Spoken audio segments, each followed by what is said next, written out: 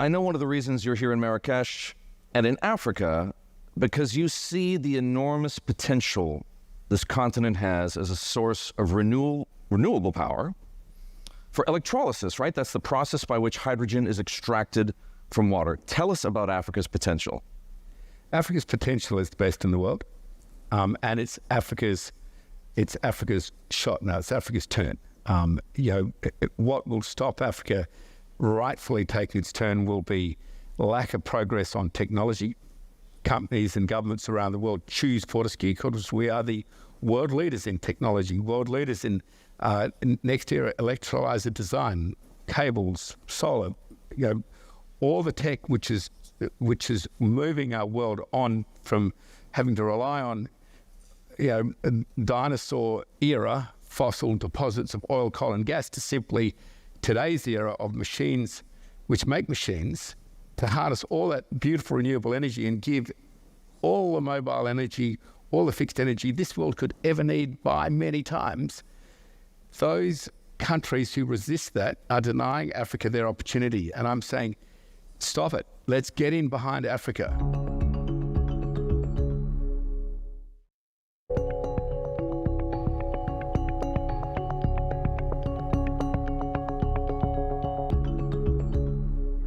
I used to have a data point I used to share that 75% of the people had never heard a phone ringing. Just think about it. I didn't say had never used a phone. They'd never heard it ringing. Today, 75% of the African people have a mobile phone. They use one. Okay?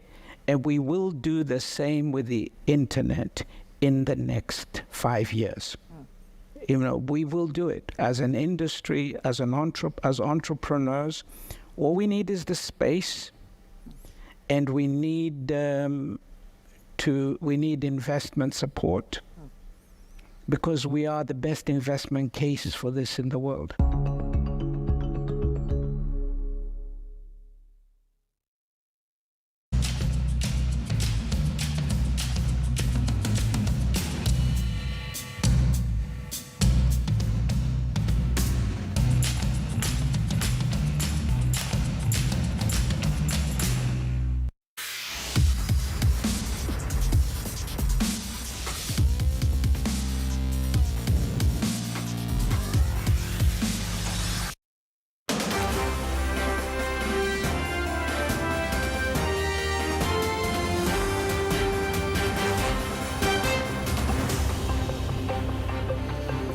This is Bloomberg's special coverage of the 2024 Iowa Caucuses, live from Des Moines. Alongside Kaylee Lyons, I'm Joe Matthew. It's 8 p.m. Eastern, 7 p.m. Central Time, and the first real contest in the race for the Republican presidential nomination begins at this hour. Iowa's registered Republican voters are gathering in person now to caucus and choose who they'd like to see as the party's nominee. Former President Donald Trump remains the frontrunner, holding a wide lead over former South Carolina Governor Nikki Haley and Florida Governor Ron DeSantis. Polling suggests they're competing for second place tonight. Haley's building momentum, helping her overtake DeSantis in recent surveys, but Donald Trump is ahead of her by 28 points in the so-called gold standard poll. It was released just Saturday. The issues that matter to caucus goers as they weigh their choices: the economy and inflation. 81% of Iowa's Republican voters say it's extremely important to them, with immigration and border security close behind. But will that drive them to brave the weather and turn out this evening? Almost 2 feet of snow falling here in the Hawkeye State in the past few days, and a wind chill as low as 35 below zero in some parts, according to the National Weather Service. This is Iowa's coldest caucus day on record. And so, Joe, in many senses, history already has been made here in Iowa tonight, as this is a record cold caucus, but we could see more history made still if we see, as expected, Donald Trump victorious here by a record margin. That's true, and the conventional wisdom is that Trump could outperform based on passion. We're talking about families, caucus goers, who have a long way to drive in this cold. It's just beginning now, by the way, the caucusing as we speak, gathering, listening to speeches, choosing a candidate. We have over over a foot of snow behind us here in Des Moines. Yeah, absolutely. It's going to be a long evening. Of course, we'll be bringing you results as we have them. It might take a while for them to trickle in, but one of those individuals bringing us results this evening is Bloomberg's Tyler Kendall. She is live at the Iowa Media Center. So, Tyler, what do we know as we enter this first real contest in the 2024 Republican race?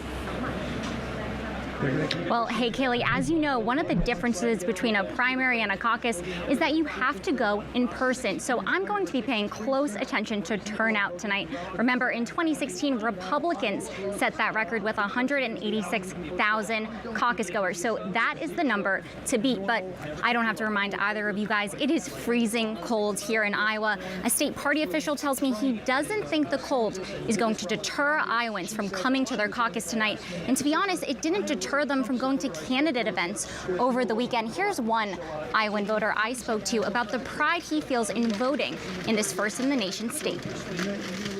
People are very much taking their job seriously, of looking at all the candidates and making sure that we have the best candidate that we're going to caucus. We're going to be able to see the campaign people and kind of know what they are because we've been going to these events and whatnot. So even if it's bitterly cold, it's worthwhile to go see what they believe in, see what they're going to do, and know that the candidates are actually going to show up when it's cold and do the work. And that's more indicative of their drive in the presidency as well.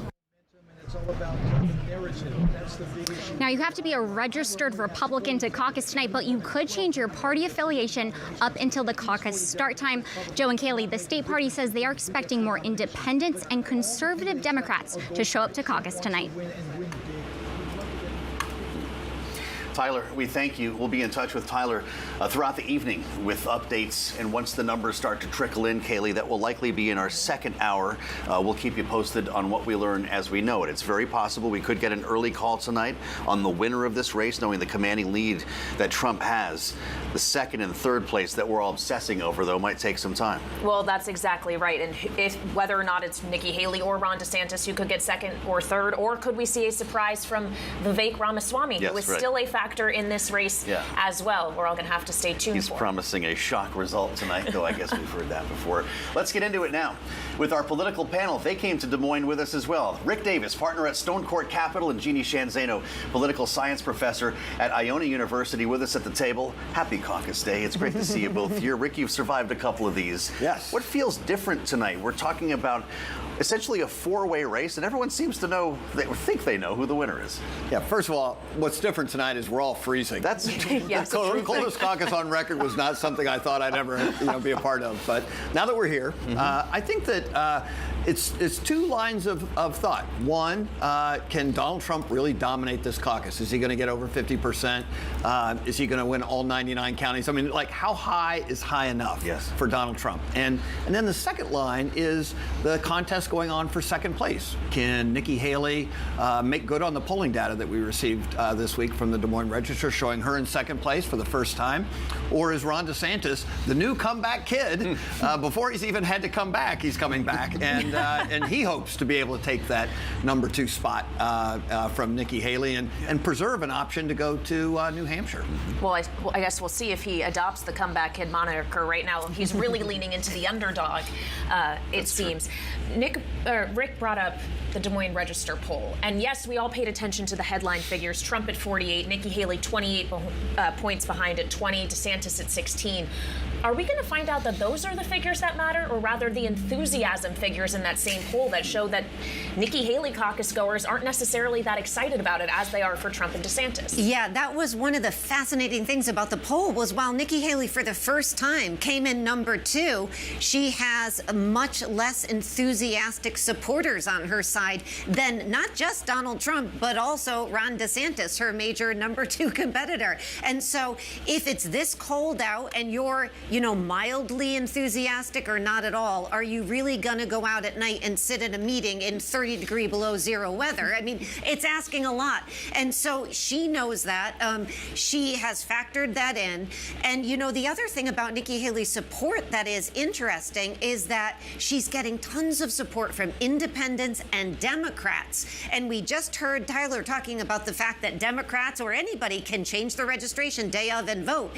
I'm curious to see if we see any of that, I don't suspect Democrats would be at all, feeling comfortable to waltz into a Republican, family meeting and announce that they were changing their registration in there. Yeah. But we may see spoilers like that. So there's an awful lot that can happen at a caucus like this. Interesting to hear Ann Selzer's comments, who, of course, ran that poll with regard to the enthusiasm gap and what appeared to be a surprisingly strong number, top-line number for Nikki Haley. She said the deep data on Haley suggests she looks stronger in the poll than she could on caucus night. We'll find out if that's the case, of course, together here. The presidential field narrowing. One of the former candidates joined Kayleigh and I on set earlier today as we asked North Dakota Governor Doug Burgum why he decided late in the game here to throw his support behind former President Trump. Here he is. I endorsed President Trump in 2016, and I caucused for him in Iowa in 2020. So for the folks back home, it wouldn't be a surprise. The issues facing this country, the things that we campaigned on hard in our campaign was economy, energy, national security, three things that Bloomberg, covers in depth. Mm-hmm. And when you take a look at the field of candidates that are here, and you take a look at President Biden, you say, who's the person who's got the most experience and best equipped to take us in the right direction on those three important and interrelated issues? It's President Trump. And he's going to have a big showing tonight. He'll have a record finish in terms of the largest win ever by a candidate in a Iowa caucus. And I think it's going to be the, day one. I think you're going to see other candidates and other people stepping forward and endorsing in the coming weeks and coming months, mm-hmm. because we've got to get the Republican Party united around one candidate. And everyone's been saying we need to narrow the field. Well, let's narrow it to the person that's leading in all 50 states, and let's get going and start talking about Joe Biden's record and get this country headed in the right direction again. Well, the field certainly narrowed when you yourself left the race, but when you were still seeking the nomination, you had said in an interview when asked if you would do business with the former president, I don't think so, and you suggested it's because you're judged by the company you keep. Do you not fear that judgment anymore? Well, it's a very different business versus politics, and in business, there's a wide range of opportunities. I'm not a New York real estate developer. I'm a tech guy. I'm an ag guy. I've got an energy background. But when you take a look at the at politics and what it takes to actually lead and win in this thing, it's going to be a Trump versus Biden race unless the Democrats decide to pull somebody else in. So it's not an infinite number of choices. It's a binary choice, and this choice is very clear and very simple. That we've got a candidate in President Trump who is going to be successful at driving our country forward. You just mentioned you have an ag and energy background, and I asked you this when you were still in the race. The idea that would you be interested in being energy secretary, ag secretary, even secretary of the interior? Has that answer changed now that you're no longer seeking the nomination? Would you accept it if President Trump were to offer? Well, I've got a couple things on my plate. One is I've got a day job right now as governor of North Dakota, which I love, and I've got to make a decision the next week or so on whether I'm going to run for another term for that position. And of course, the private sector, where I spent most of my life, I think the opportunities there have never been greater in the private sector. AI is over my lifetime, technology's changed every job, every company, and every industry, and now that's happening at an accelerated rate. And I think there's a lot of exciting ways to contribute on that side as well. So I've got a lot of things to think about. But today, we're here campaigning for President Trump. We'll be in New Hampshire tomorrow, supporting him. And I think the important thing is for us to just take the victory tonight and send a message to the nation, the world, that the Republican Party is going to be supporting once again Donald J. Trump for the presidency.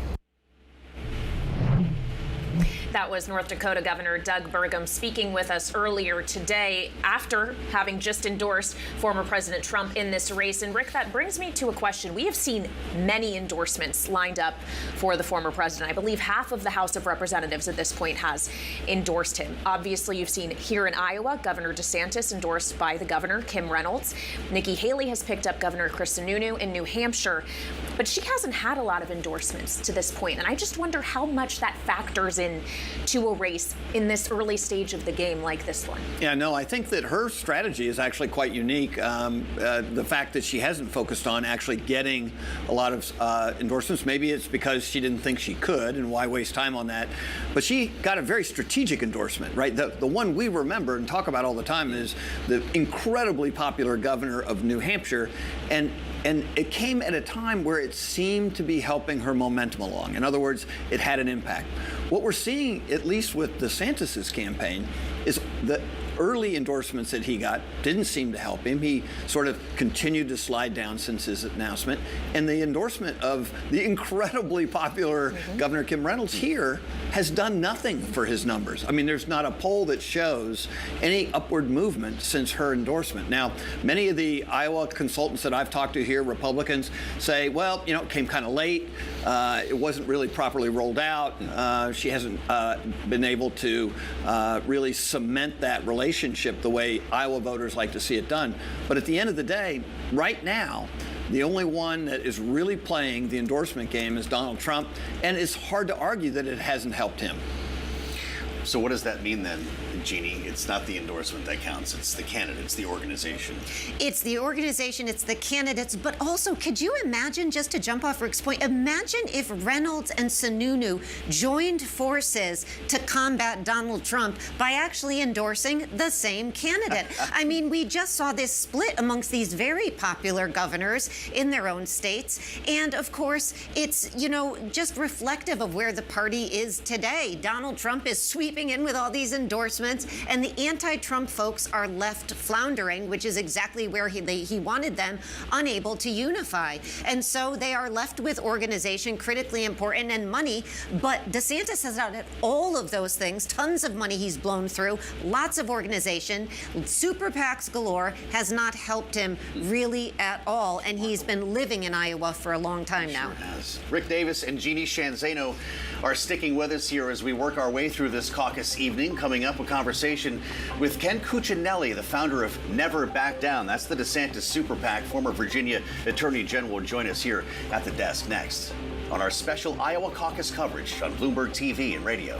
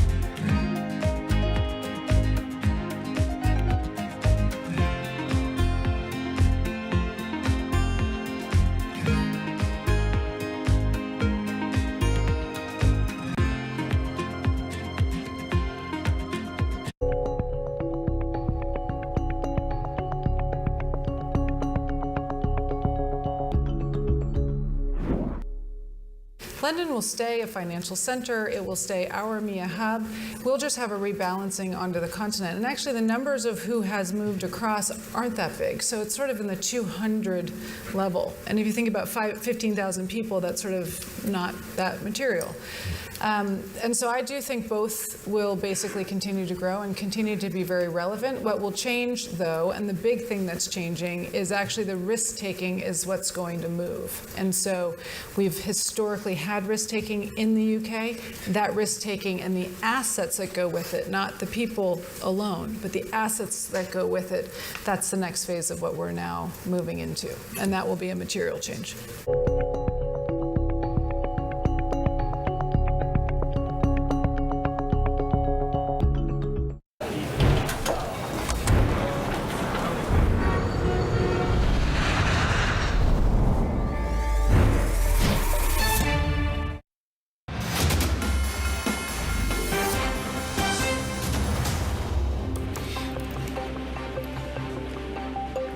This is special global coverage of the Iowa caucuses on Bloomberg TV and radio, where caucus goers are now gathering in places like Des Moines and elsewhere across the state to make their selection as to who they'd like to see be the Republican nominee in 2024. Of course, there are many in play: former President Donald Trump, former UN Ambassador Nikki Haley, Vivek Ramaswamy, and Florida Governor Ron DeSantis. And earlier today, we spoke with Ken Cuccinelli, who's former Attorney General of Virginia and founder of the DeSantis Super PAC, Never Back Down. There's Trump, who's much like an incumbent, and then there's DeSantis, who is the universal second choice for those for whom he's not the first choice.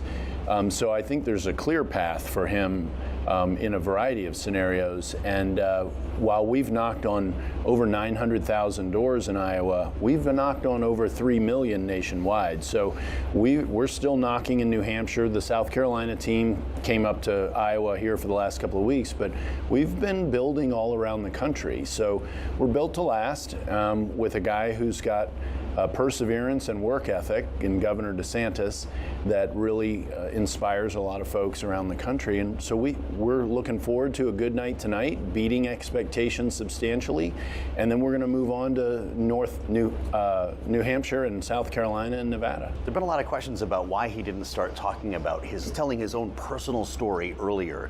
At an event last night, a number of my colleagues, including Kaylee, heard him go there, and it connected with the crowd. You know what it's like to run for office. Likability is just part of the deal here.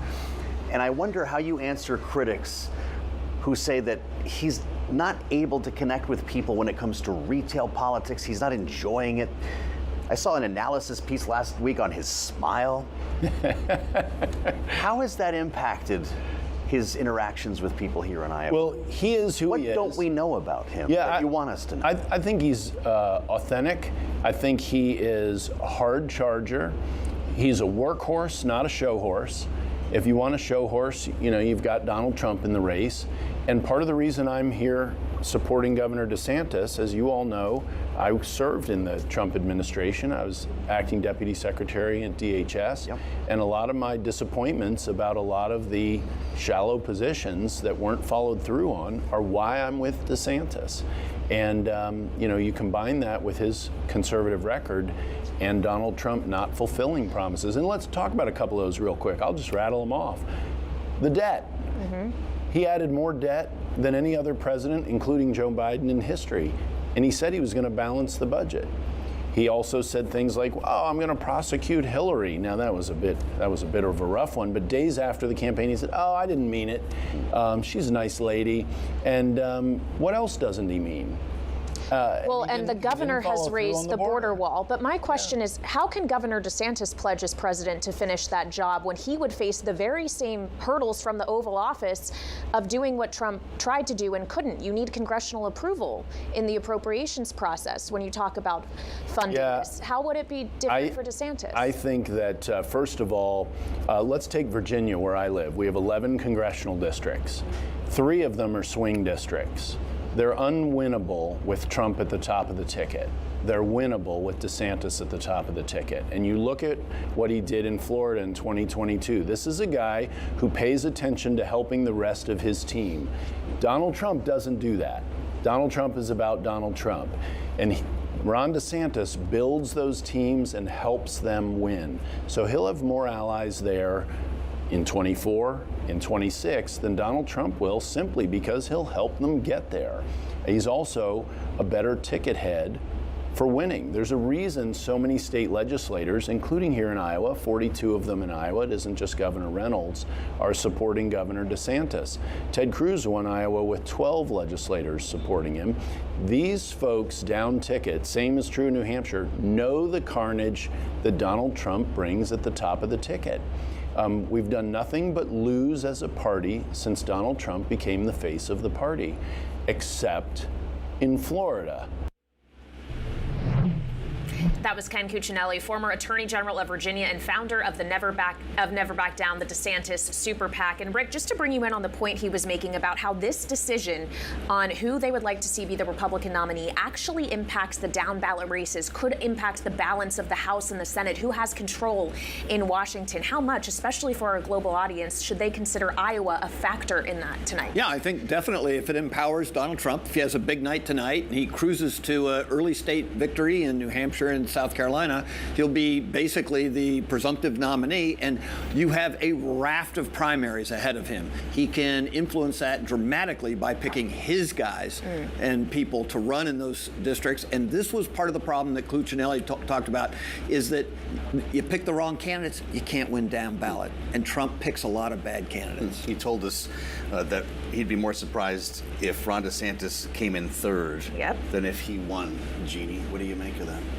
Yeah, you know, I think he raises a number of good points, but I think what he's missing is what we're hearing from voters on the Republican side, which is that they feel that Donald Trump was robbed. They liked his presidency. They don't see him as some evil authoritarian leader. They want the Trump presidency back, and they feel Ron DeSantis should have waited 4 years until Donald Trump had his turn and then to come back. And that's maddening for people, I'm sure, like Ken Cuccinelli, but that's where the Republican primary vote and caucus voters are, and that's why the polls show him up so much. Well, and he is speaking in Des Moines, Iowa right now as we speak here tonight. Of course, he's probably preparing for what he expects to be a pretty good night for him, but it comes back to the question of the margin. And Rick, we've discussed this at length over the course of the many days leading up to this, the idea that the bar is set incredibly high. He's polling 50% or north in most polls.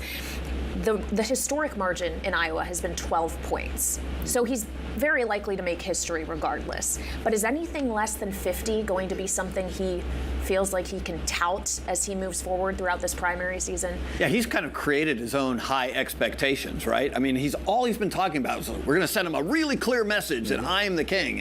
And so over 50% is what they are putting out that they think they need. And the reality is he is a former president. I mean, we've never had a situation where it's kind of like an incumbent running. Typically, you would have no opposition. So you better get over 50% because the reality is they want to create this image that he's actually still the president of the United States. All right. Rick and Jeannie will stay with us, as we mentioned, throughout the evening here. We want to turn now and get a check on Asian markets with Bloomberg's David Ingles in Hong Kong. David? Yep. Hi. Good morning from the Asia Pacific. And it's, I was going to say it's shaping up. It's the last few minutes, it's shaping down to be to really risk-off session. You have a couple of markets coming online in a moment here, the big markets in Hong Kong and China. Just very quickly here, as you can see, we're down on price about 1%. Every single sector is down just about here in the Asia Pacific. That's coming through as well. U.S. futures, as you can see, we're steady on Brent despite the escalations of the tensions in the Red Sea. Just really a proxy of dollar strength we're seeing, not just against the euro. Flip the boards, please, but just against really just about every single currency right now. You had U.S. futures, Treasury futures there were cheaper across the curve, across the Treasury markets. The Nikki's leading some of the declines right now, 0.7%. We have a 5-year bond auction in Japan today. We're trading near multi-month lows. At least we're back above zero on the 2-year yield. Very quickly, before I go, just have a look at where we are across Chinese markets right now. So really, in many ways, ground zero of the equity pain so far. Just for context and taking a step back, right? It's been generally a good year so far for risk assets. A lot of markets in the Asia Pacific have been bid up. We talked about Japan, for example. This is one major market that's actually missed the boat. I think we're up only 1 or 2 times so far this year. And just ahead of the open, futures are pointing to a substantial drop at the open here, 16,000, which effectively puts us back to levels of 14 months ago on these major benchmarks. The 10-year yield in China, 252. That's really one bright spot within the Chinese market story, up 10, 11 out of the last 11 or 12 weeks or so. And we're tracking shares of Baidu after that collapse really in shares yesterday, Joe.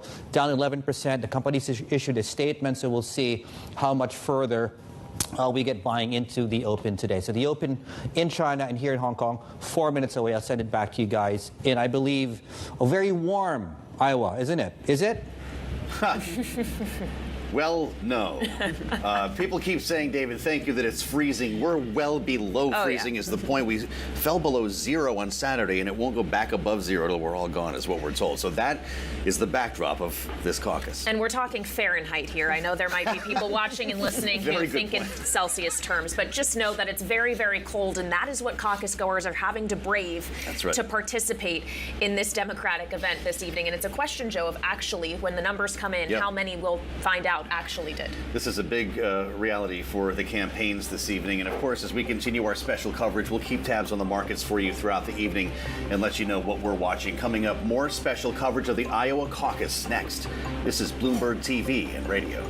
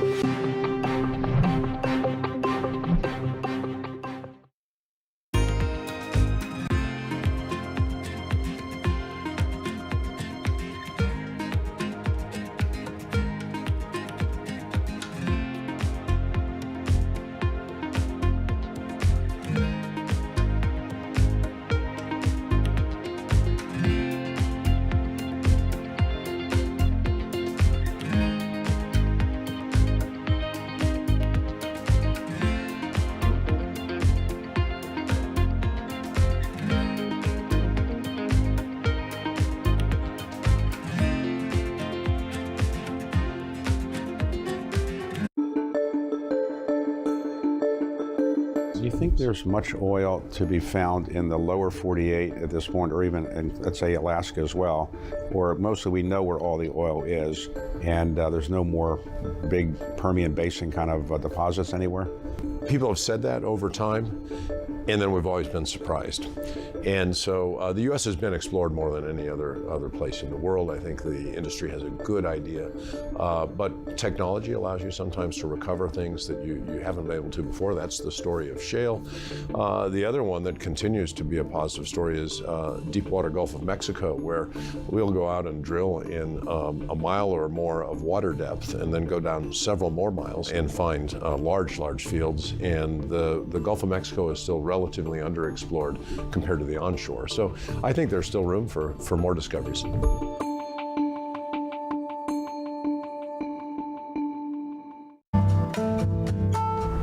DOJ or other authorities could face bigger challenges. Britain's next. It was going to keep Green World Cup. This is a 3. As the economic picture. Covering the intersections of Hollywood, Silicon Valley, and beyond.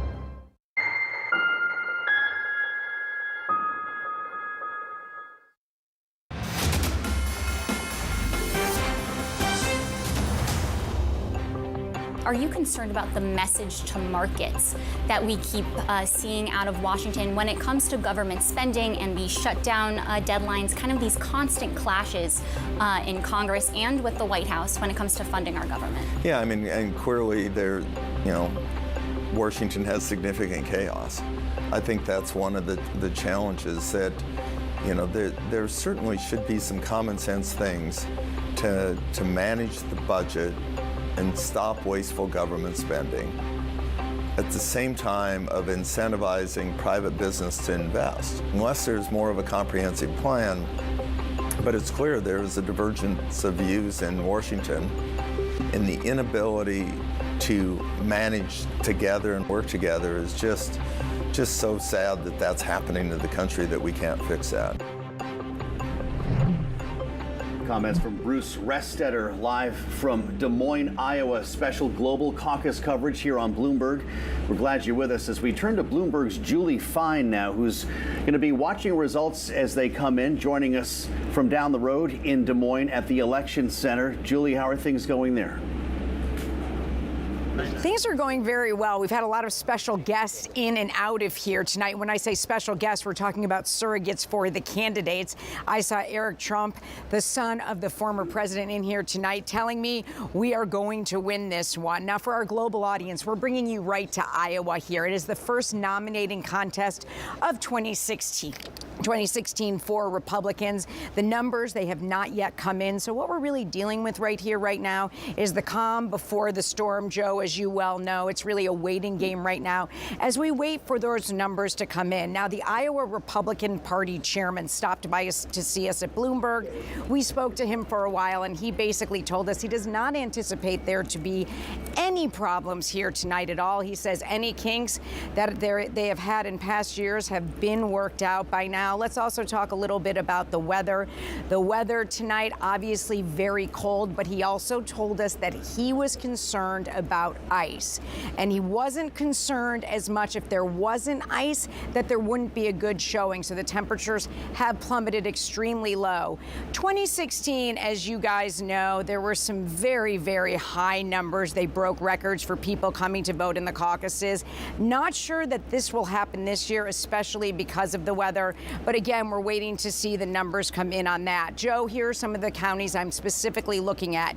You have Sioux County. Again, DeSantis, the current governor of Florida, needs to do very well there. And then in Dallas County in the Des Moines suburbs, Nikki Haley, the former governor of South Carolina, really needs to have a strong showing there as well. So those are what we are looking for here tonight. But again, the first nominating contest in the United States, expected to say a lot. Former President Trump wants to make a big statement here. He wants to have a huge number. Now we'll just wait to see if that happens. Joe?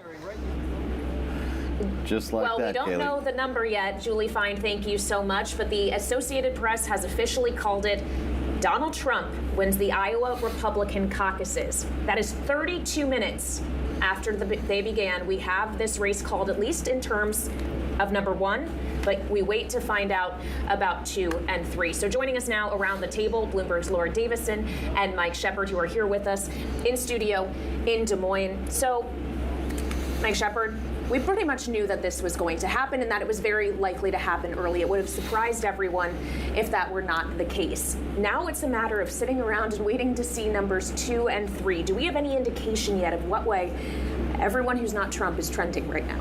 Well, we were reporting with the campaigns and their operations and allies earlier today, and the next 3 after Trump, Ron DeSantis, Nikki Haley, and Vivek Ramaswamy, their operations each professed confidence that they would be the one to finish in second place. Now, there's only room for one in that spot, and it's a really important one, as we have discussed.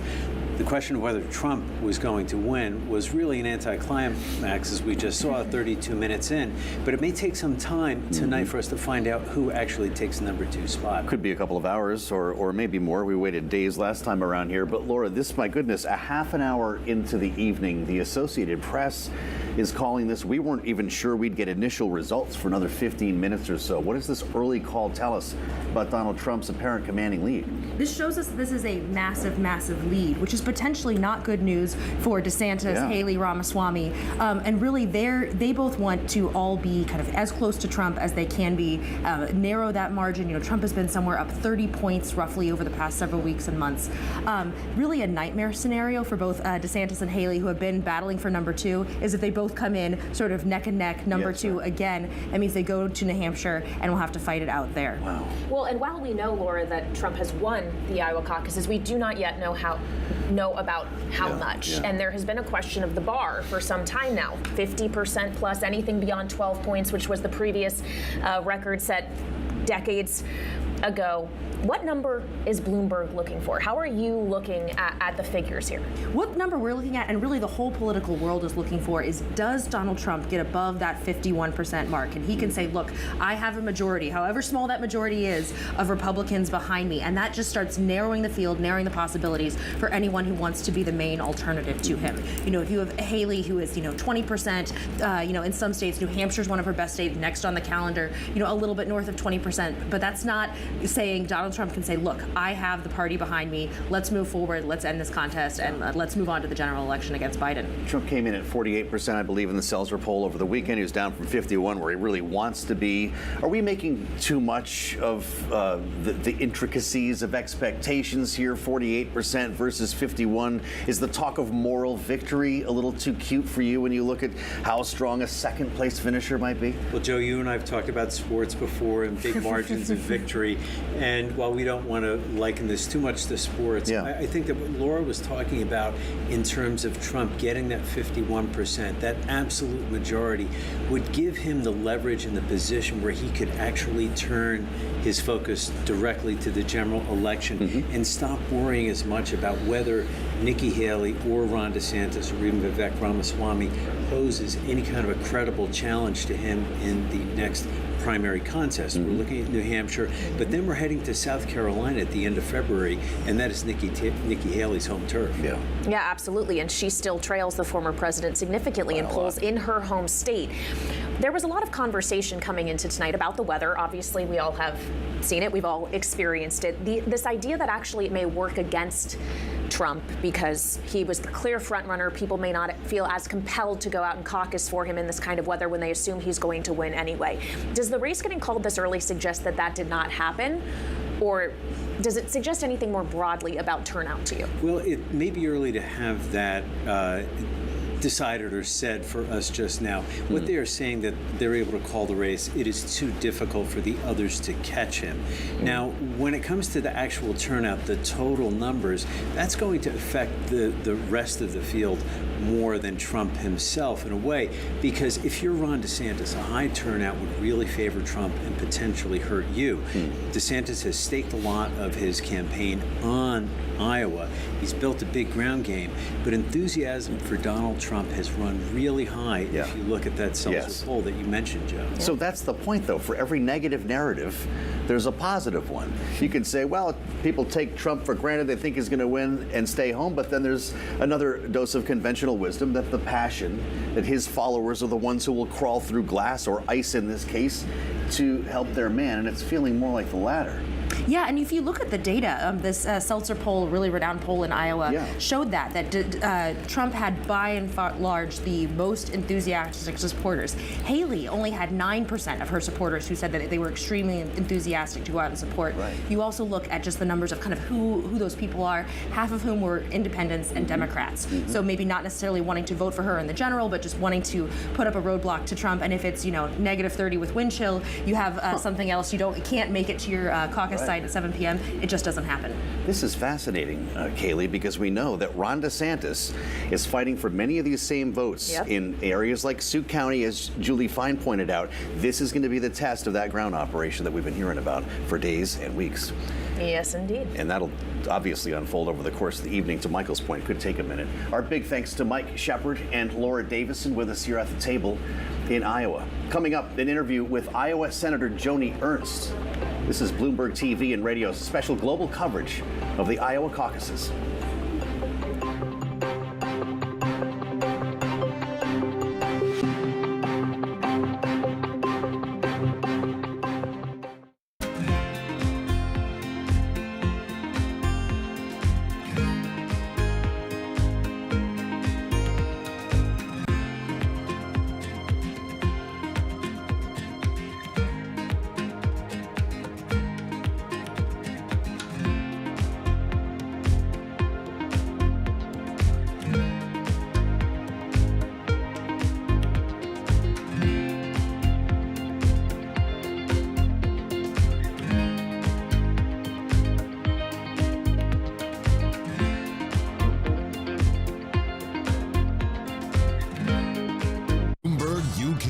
Your source for news and analysis covering the biggest challenges facing the UK government, economy, financial services and markets. Tax cuts should not be the priority. It's about a credible plan for growth over the next 2-3 years. In this post-Brexit world, how do you see actually servicing your clients? It was disruptive, and it's going to have implications to how capital raising works. Now we're having the perfect storm in the UK. Watch Francine Lacqua Thursdays at 9:30 a.m. only on Bloomberg. Context changes everything. Always on the heartbeat of the tech spread across global markets. The real-time data aspect is going to be important. We're going to bring you expert analysis on that. Sure. Don't miss Bloomberg's interview with the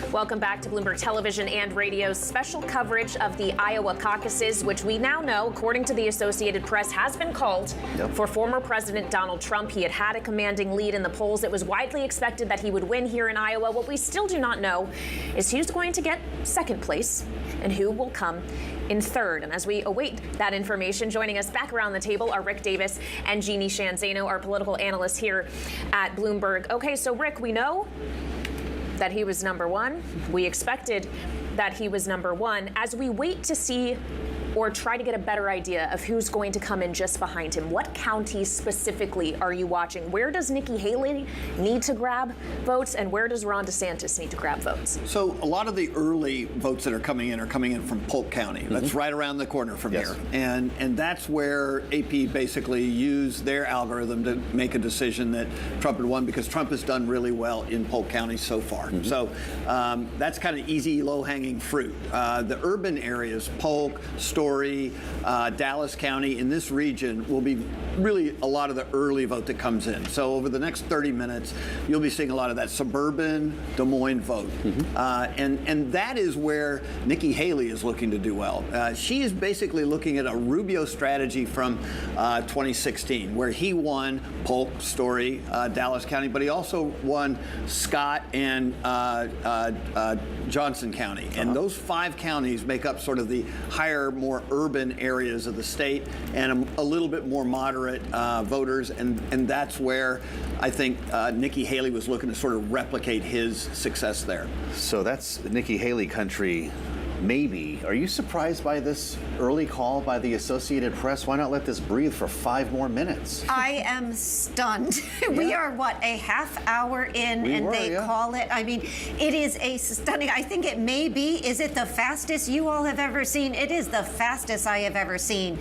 And I think now the question is, does Trump sweep all 99 counties? How far above or, close to 50 is he? And of course, we're all waiting to see who is number 2 and who is number 3. But I think we have to step back and say he did this. He did not participate in one debate. He has visited here, but not nearly as much as Ron DeSantis and Nikki Haley, or certainly Vivek Ramaswamy. So he has been able to do this basically by running back and forth to courtrooms. And this just shows you he is the incumbent that Rick mentioned earlier. He is running as an incumbent. He is beloved by the base of this party. And now the question is, what does he do as he moves through? And this thing could be wrapped up with 2 nominees for the major parties in a matter of, maybe even before Super Tuesday at this point. And by the way, 2 very unpopular people at the top of both tickets if Trump gets it. And of course, Biden will be the Democrat. Well, Jeannie, you talk about essentially the earned media, right? That Trump happens to get very easily, not just as an incumbent, but also as a criminal defendant in many different counts, a civil defendant as well, has presented a lot of opportunity for him to get attention without necessarily having to spend money, maybe having to spend money on his attorneys perhaps in those cases, but not on things like advertising. And we know that a lot has been shelled out, Rick, here in Iowa. I believe the latest numbers from Ad Impact were something to the tune of $120 million. And Trump still won, and won early. We don't know about how much, but clearly decisive. Are we learning that money doesn't matter in a personality contest? Is that what this is? Well, I wouldn't say that. Now, Trump's PAC, MAGA PAC, has spent almost $15 million here in Iowa on advertising. And a lot of it was targeted at Ron DeSantis when he was the presumptive challenger. And I think you're right. I mean, Trump has found a different way to campaign for president, doing all the things that Jeannie described, not attending debates, not coming to the state. Again, he is a former incumbent president, right? So we've not seen how this kind of thing can impact a primary. Now we're starting to see it. And I would say, too, he has artfully done something that nobody expected him to do, and that was turn a bunch of legal cases, 91 indictments, into a campaign itself. He has actually gone to a lot of these cases where he wasn't even required to be there in order to establish some kind of a media presence and make a statement. And his statement is very consistent with his overall campaign statement, which is, they're not just coming after me, they're coming after all of you. And if you stick together with me, we can break down these institutions that are threatening us. And so, that is the Trump campaign, whether he's campaigning in a state or whether he's in a courtroom.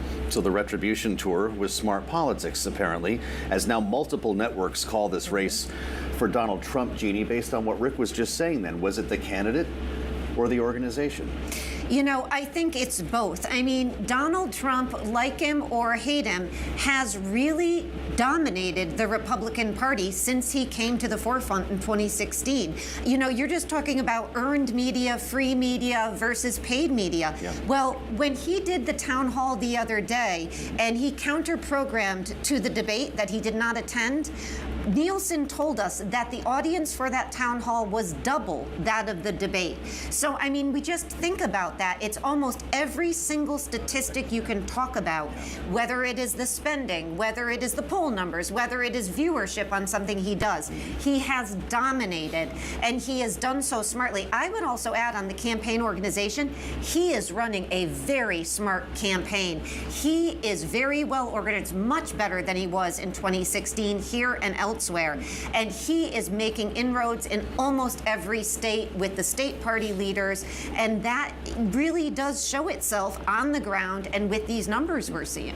But when it comes to Donald Trump specifically, Jeannie, we've talked a lot about how there's been the retribution tour, this idea that many Republican voters perhaps are sympathetic because he has been indicted many times under what some believe to be a corrupt Department of Justice or a weaponization of the justice system. Whether or not that's true, is it more about that, or is it about issues like the economy and the border, which we understand rank incredibly highly in the minds of not just Iowans, but Republicans more widely, even the broader electorate? What is it about policy there that may be resonating, that the former president has put forward or already had undergone during his first term?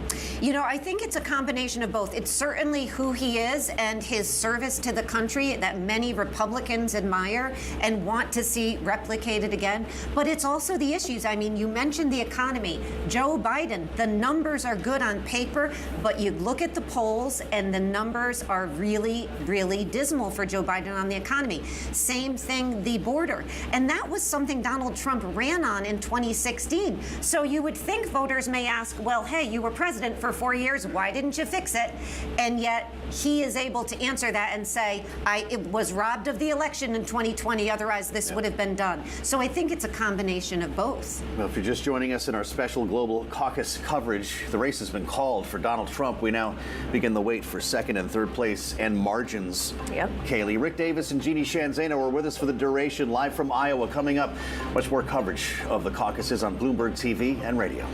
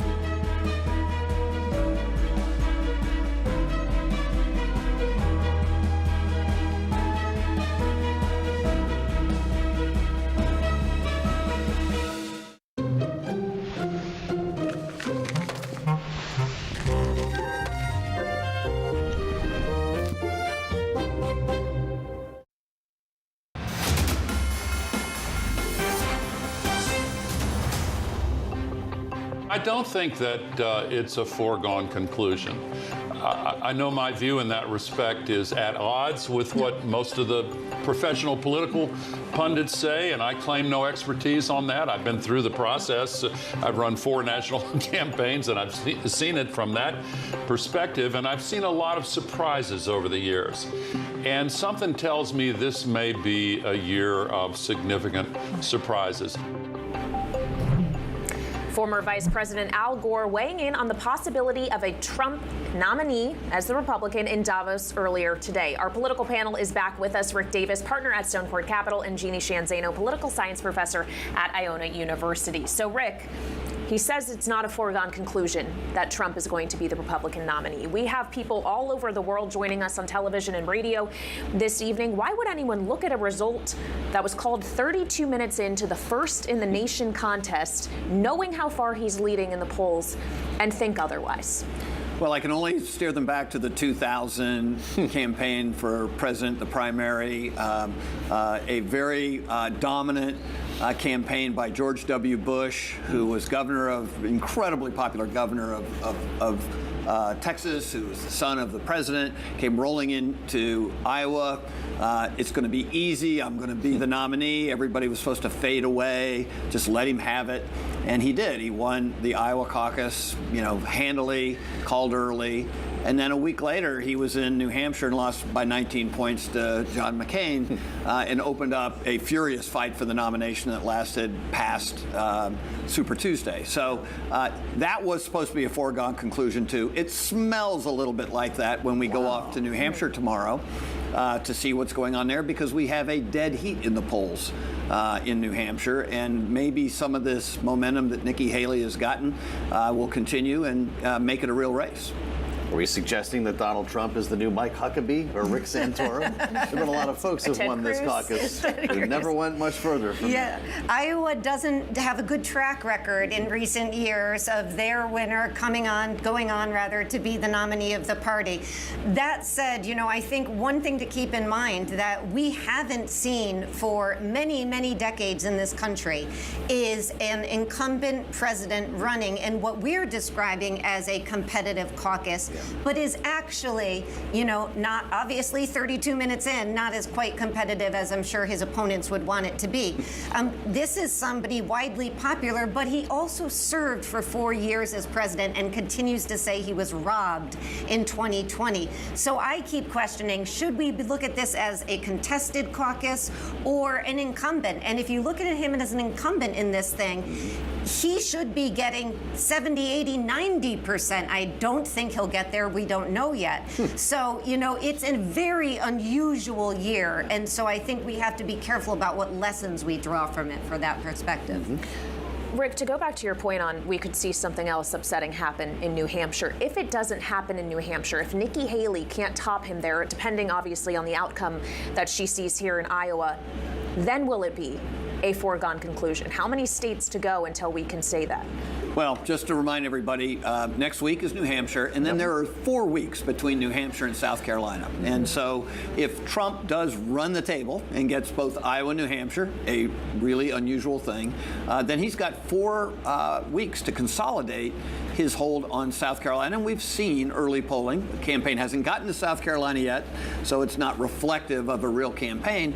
But right now, he's 20 points ahead of Nikki Haley, who calls it home. So, and then after that, the really next big thing is Super Tuesday. So he could actually walk into Super Tuesday basically unchallenged at that point. Wow, incredible. After all the talk of Nikki Haley momentum, this could be shifting under our feet once again. Rick Davis and Jeannie Shanzano continue their great analysis with us in a caucus that has been called for Donald Trump. We'll have a lot more coverage here from Des Moines. And our global audiences on TV and radio will return at 8 p.m. Central, 9 p.m. Eastern. This is Bloomberg.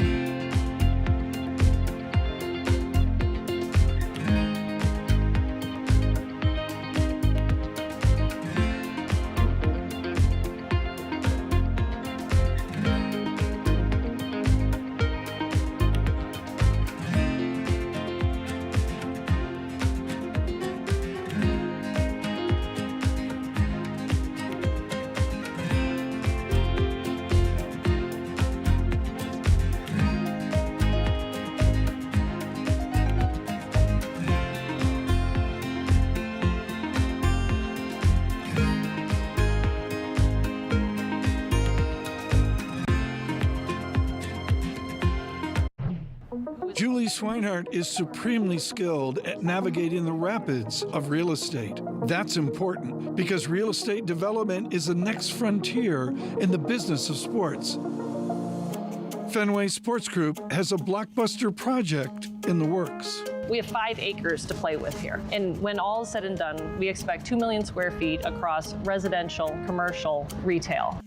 Given the track record of Messrs. Henry, Werner, and Gordon, the Fenway Corners plan comes with high hopes of success. That doesn't mean it will be an easy lift, especially right now. What have you learned with the dynamic move of the interest rates? Do you go fixed structure or floating structure, much more like what they do in Europe? Yes and yes. We have a mix currently. It's a little bit of a different model than what I was used to in the public company space. Say in some ways we provide ourselves with a natural hedge, leaving some of our debt floating and some fixed. Julie Swinehart took me on a walking tour into the future. This is going to become the true entrance to Fenway Park. And that's part of the attractiveness of this project is the age-old recipe of increasing dwell times, bringing fans to the park, bringing in businesses, maintaining what's here and preserving some of the historic nature of what you see around you, but making it even more accessible, making it more fan-friendly.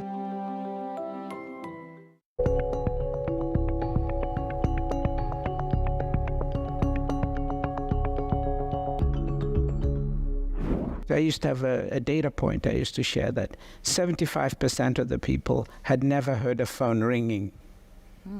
Just think about it. I didn't say had never used a phone. They'd never heard it ringing.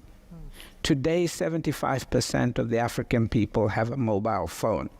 They use one. Okay? And we will do the same with the internet in the next 5 years. You know, we will do it as an industry, as entrepreneurs. All we need is the space, and we need investment support, because we are the best investment cases for this in the world.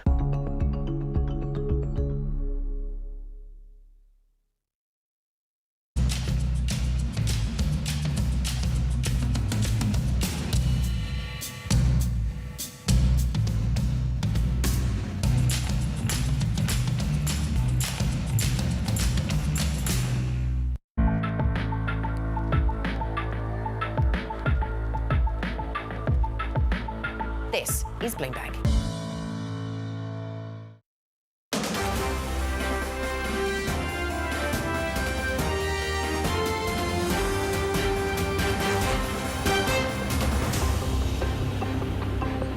From Des Moines, Iowa, to our TV and radio audiences worldwide, welcome to Bloomberg's special coverage of the Iowa Republican caucuses. Alongside Kaylee Lyons, I'm Joe Matthew. It is 8 o'clock Central, 9 p.m. Eastern Time. Kaylee, caucusing began an hour ago, and the race was called 32 minutes later. We did not expect to have a turnout like this in terms of the race being called, at least for Donald Trump. We will wait for second and third, but all the talk of low turnout, for instance, has us wondering here after the AP made such an early and decisive move. Well, we knew that the former president was likely to win here in Iowa. We knew potentially that we could get it called this early, but I think how early surprised us all. And Bloomberg's Tyler Kendall is with us now with more. So, Tyler, do we have an understanding of how and why this call was made so early? Right, so hardly any precincts are in, but based on the ones that are, polling and reporting on the ground, the Associated Press feels confident calling this for former President Trump. But to put this into context for you, less than 1% of the expected ballots that we expect tonight are in. Now, from the counties that are starting to report their precincts, we're seeing eastern Iowa counties come in. These are counties like Jones County, Clinton County, Cedar County. Now, remember, we think of Iowa often as an agricultural state, which it is, but it's also a manufacturing state, and there's a lot of industrial workers in eastern Iowa that have really made up former President Trump's base, because remember, eastern Iowa, these counties used to be a Democratic stronghold. In 2016, former President Obama clinched them handedly, and then it was former President Trump who then flipped them in 2016 and then again in 2020. So it's unsurprising that these first counties, these more rural eastern Iowa counties that are coming in, are going for former President Trump because they make up a really large part of his base. What I'm going going to be watching for is in central Iowa, as these more populous counties come in, like Polk County, where we are in Des Moines, as well as Story County, right to our north, home to Ames and Iowa State University. It's the youngest county in Iowa, and that's where we see a lot more moderate voters. These are areas where former President Trump lost those counties in the 2016 caucus, not to Senator Ted Cruz, but to a more moderate candidate, Senator Marco Rubio. So I'm going to be watching for those margins from those central counties. I actually had the chance to catch up with the GOP county chair of Story County, asked him about former President Trump and his popularity. Take a listen to what he told me about how voters there are resonating with the former president. Anytime you have a former president, they're going to be strong. They have strong incumbency. It's quasi-incumbency at this point, right? But name ID, those types of things. There's so many things that come with that. But at the end of the day, you know, if he's elected, he'll only have one term, and you know that hampers you. Every president in their second term kind of gets hampered a little bit on what they can accomplish. And then also, you know, I would really like to see a candidate that we can actually talk about issues and not have everything sucked up with all the other chaos around that and the court cases and everything else going on. It's still early in the night, but we will now be watching for that margin between first and second place and second and third place as the night continues on. Kaylee.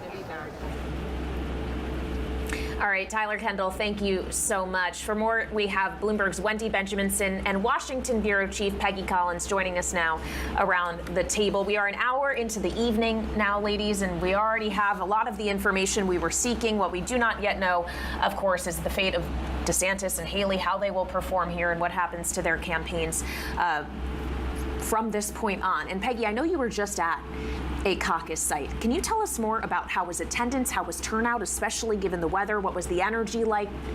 Who was speaking there on behalf of the candidates? What did you see and hear?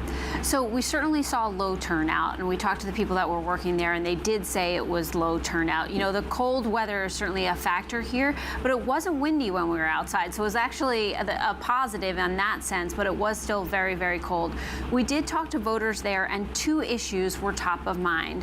One was the economy. The other was border. They talked about border security.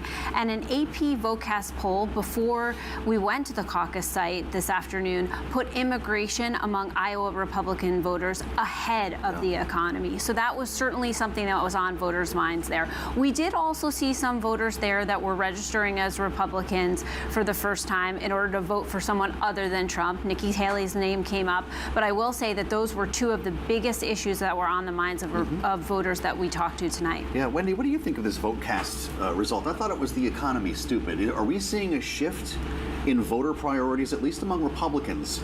For now, it's going to be, it's immigration stupid. Right. Right now it is immigration stupid, and I'm not talking to you directly, and I hope you weren't to me. But the, right, part of this is that it's in the news right now, right? That the Congress is working on a border security plan. The candidates are talking about it all the time. And voters, even in states far away from the border like Iowa, are waking up to this issue, perhaps for the first time, and realizing what a big problem it is. On the other hand, it's been a big problem for a long time. Yeah. You're seeing those pictures of the migrants arriving in New York and Chicago and the scenes on the Texas border. And it is something that is becoming of top of mind, while the economy is sort of this undercurrent to everything. You know, the prices, it's a problem, but when something spikes like this, it becomes closer to the top of the issues. What's interesting is we've been hearing from Florida Governor Ron DeSantis, who has, to this point, or at least until recently, been reluctant to go on the attack against former President Trump, has been making the point that he says Trump did not follow through on his promises, including the building of the border wall or having Mexico pay for it. And Governor DeSantis promises he will do that it would be different if he were president. Governor DeSantis has invested a lot here in Iowa. He talks up his ground game, but frankly, he's just burned a lot of money here in the Hawkeye state. What is the path forward for his campaign, considering we now know that it's been called for Trump? He's not going to win in Iowa. How does this campaign move forward? Right. He's not going to win Iowa. But now the battle, and what we're going to be watching the rest of the evening, is does he come in second place or does Nikki Haley come in second place?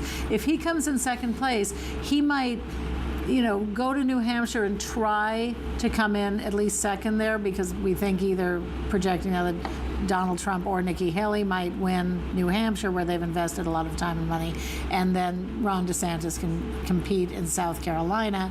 But he has to make a good showing tonight. If he comes in third, then he's sort of limping to New Hampshire, where Nikki Haley or Donald Trump will do well, and then he might not have a good time the rest of it. And at that point, even the double Grassley, as you described earlier, going to all 99 Iowa counties twice, won't help him. Wow. So to what extent does the future of Ron DeSantis' campaign ride on a second-place finish tonight? Well, I think a lot of it does, but also I think it will be the margin, right? Yeah. There's been a lot of attention over the past several days as to how big of a margin does Donald Trump win by. Will it be over 50% and then be a majority of Iowa Republican voters, or will it be much closer? So I think that also matters. But as Wendy just said, we're coming up on New Hampshire on January 23rd, just about a week away. This is all going to pick up more speed over the next few days. But the surprise tonight on timing, as you said, Kaylee, how fast this was called is certainly already indicating a big win in some ways for Donald Trump. Well, and on the point of timing, we have now heard from the DeSantis campaign on this. The quote from the communications director: "It is absolutely outrageous that the media would participate in election interference by calling the race before tens of thousands of Iowans even had a chance to vote." So that is from the campaign. Take it as you will. But Peggy, earlier today we had Roy Bailey, who is the chair of finance for Ron DeSantis' campaign, admit to us here at Bloomberg that it will be more difficult to fundraise if DeSantis cannot put up a strong showing here in Iowa. How much is this just a resource game, the ability to continue on a campaign which costs time, energy, and money? Well, co-chair Bailey also said that it's gotten more and more expensive every time that someone is running in this country. So it's no doubt that the funding and the ability to track more donors to your campaign is going to be a big issue. I think they will pivot more of their resources to South Carolina, as we've learned over the past few days from their campaign. But certainly they're saying they're going to fight in New Hampshire. And that word fight, Kaylee, is something that we've heard a lot of in Iowa over the last few days from voters. We talk about the economy, we talk about border, you talked about DeSantis' policy on border and immigration, but what we keep hearing time and again is that voters feel that Donald Trump is going to be the one that will fight for them across all of the issues. I'm taken by this statement, Kaylee. We're barely an hour into the Iowa caucuses, and we've already got a campaign calling election interference. The DeSantis campaign's communication director says the media is in the tank for Trump. I thought the media was the enemy of the American people. Well, it just depends on who we say won. I guess so. But this is gonna mean a lot of noise coming out of it. There is going to be a tremendous amount of noise out of this, and we will expect CBS and CNN and the AP, who all called it early, to show their work essentially and how they decided this. They are very, very careful in how they look at the map and look at where they favor, and it wasn't unexpected to call it for Donald Trump. Yes. But now, as we've said earlier, the race is for Ron DeSantis or Nikki Haley to come in second, and that's what's going to be interesting the rest of the night. Remarkable. We're unpacking an early call already here tonight with Peggy Collins and Wendy Benjaminson, two voices from Bloomberg you need to hear from tonight. We've got a lot more ahead as we continue our special coverage of the Iowa caucuses. We'll be back with our political panel next. Special global coverage from Des Moines on Bloomberg TV and radio.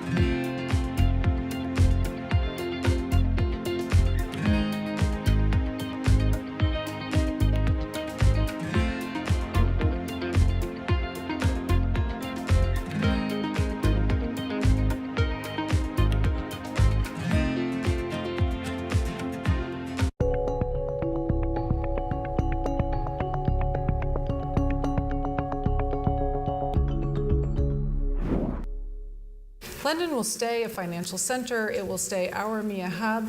We'll just have a rebalancing onto the continent. And actually, the numbers of who has moved across aren't that big. So it's sort of in the 200 level. And if you think about 15,000 people, that's sort of not that material.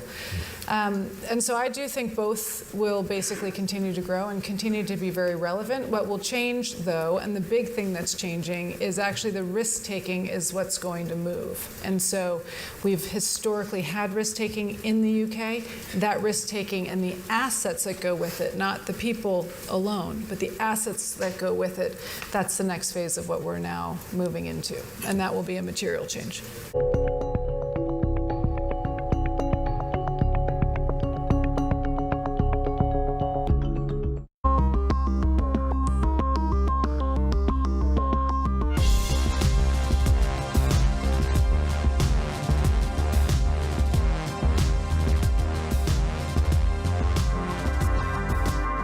Why do the biggest names in business choose Bloomberg? That is a great question. It's a great question. Great question. Great question. That's a question I get all night. Bloomberg. Top experts. Great questions.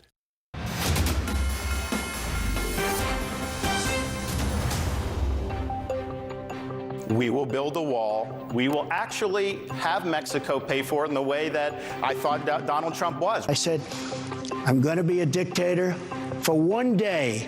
We're going to do two things. The border, we're going to make it so tight you can't get in unless you come in legally. I have always said we are a country of laws. The second we stop being a country of laws, we give up everything this country was founded on. We are going to have the largest deportation effort in the history of our country. Republican presidential candidates weighing in on the border and immigration in the days leading up to these Iowa caucuses underway right now. Let's bring in our political panel, Rick Davis, partner at Stone Court Capital, and Jeannie Shanzano, political science professor at Iona University. Things are wrapping up now, but this race was called in the throes of that first hour of caucusing. Jeannie, the DeSantis campaign, having now seen this race called for Donald Trump, is calling it the media's election interference. Outrageous the media would participate in election interference before tens of thousands of Iowans even had a chance to vote. Is that fair? You know, I have to say, I am empathetic to this argument, and I'll tell you why. When we do polling, we're very careful, if we're on the East Coast, not to release results which would negatively impact people turning out in the polls in later states on the West Coast and Hawaii and Alaska and elsewhere. Because of that very reason, I mean, there's nothing more important in the democratic process than voting.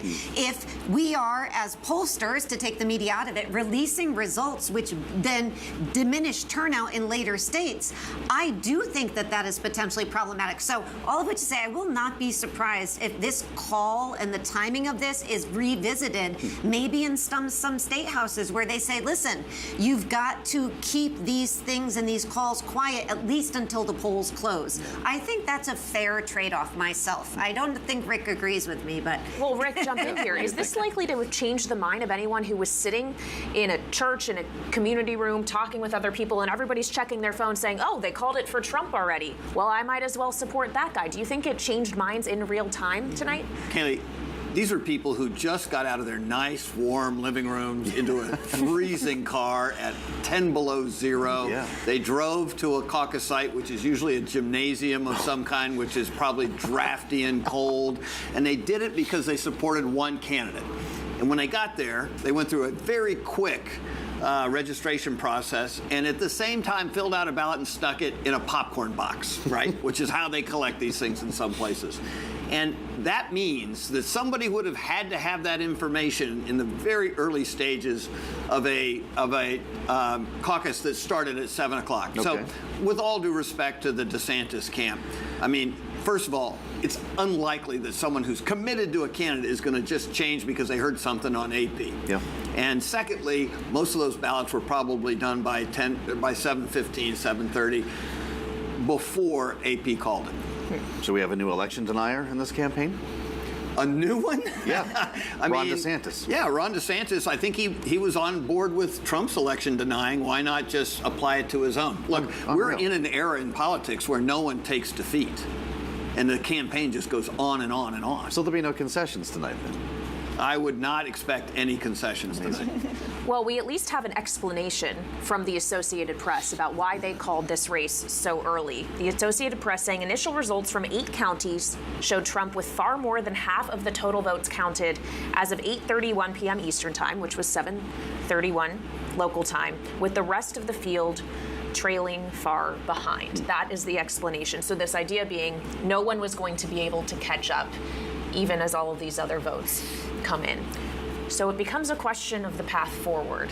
If it's not even close, and we don't know yet what the margin is, but even if you were to see a decisive second place for someone, how momentum driving can that really be if you're still far behind the man who came in first? You know, I don't disagree. How's that for a double negative with what the AP has done mathematically? I think they're absolutely right, and the call is probably right. I think where I agree with what DeSantis's team is saying to a certain extent, and I understand they're frustrated, is the idea that couldn't you hold the call until the caucuses close? Is that too much to ask?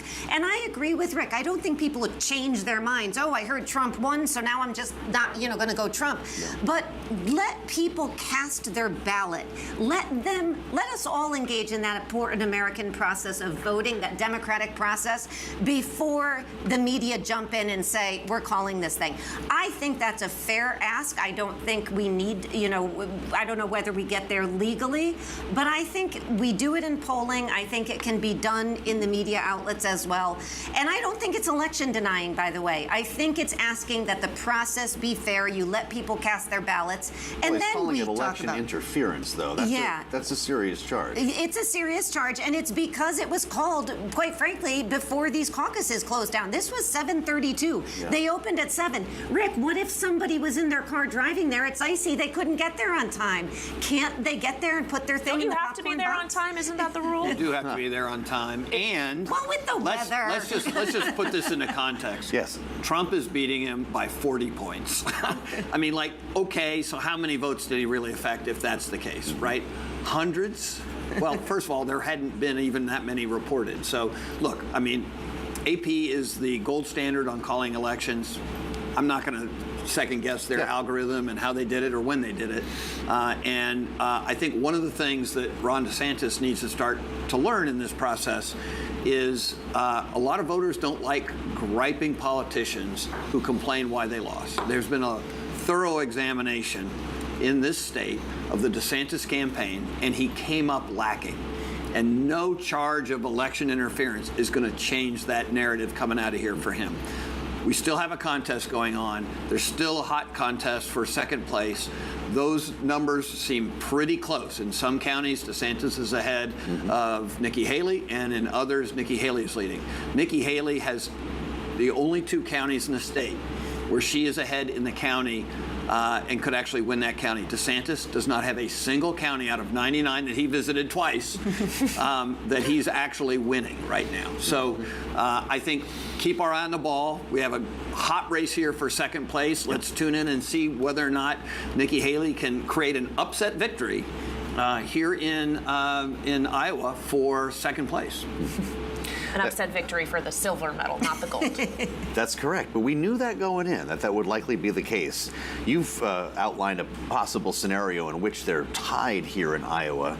Ron DeSantis, Nikki Haley fighting for second. What would that mean going into New Hampshire, where she's said to have momentum? I'm hard-pressed to imagine, even if they're tied, or even if Ron DeSantis does, best served to second place, that he has much of a game in New Hampshire at this point. So I think, as his team announced, they're going to go to South Carolina and New Hampshire same day.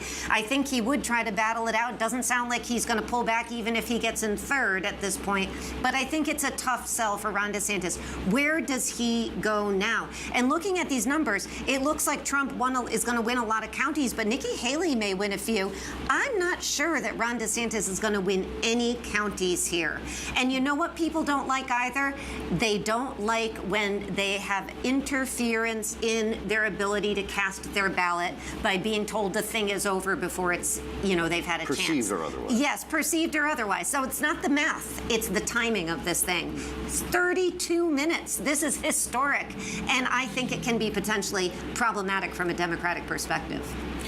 It's so interesting because it strikes me that we're sitting here in Iowa days before what could have been a partial government shutdown.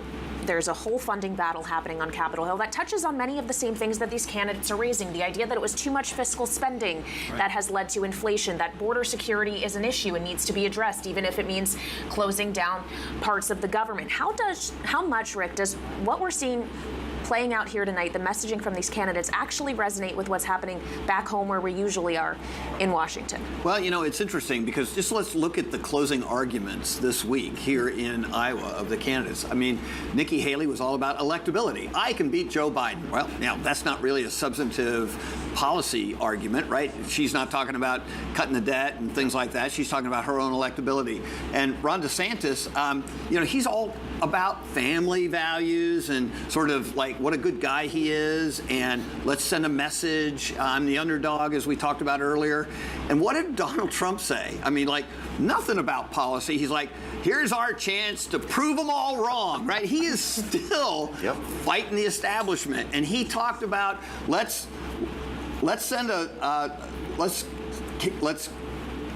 settle the personal score.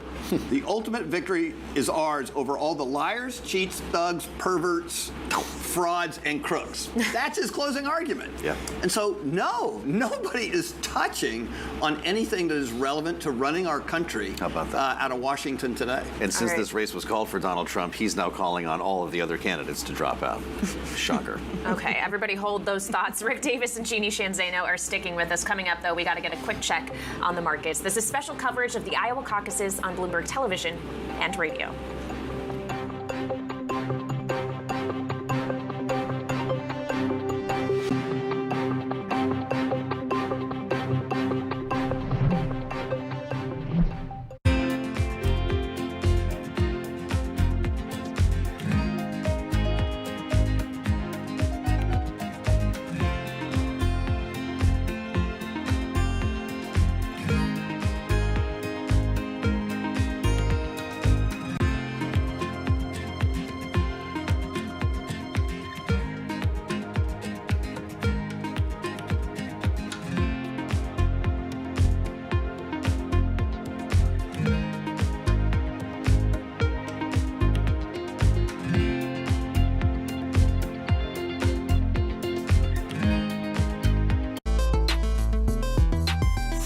Regional sports networks. There's a lot of, it's a business that seems to be collapsing. Leagues have sort of toyed around with, should we do something ourselves? Some teams are doing like local TV and streaming. How do you see that shaking out? So I don't think I'm right on this, but my instincts keep telling me this is what's going to happen. Because if you remember the WWE, they launched their own network that had their own content and had their own pay-per-views. And it was kind of a smart, bold, ahead of its time move. And then they pivoted at the perfect time and they sold their content to, what was it, Peacock? Yeah. And that was really smart too, because they were able to leverage that number as high as possible. So they always zagged where the money was when the opportunity was. I think the opportunity for the NBA with the local teams would be to own all that themselves.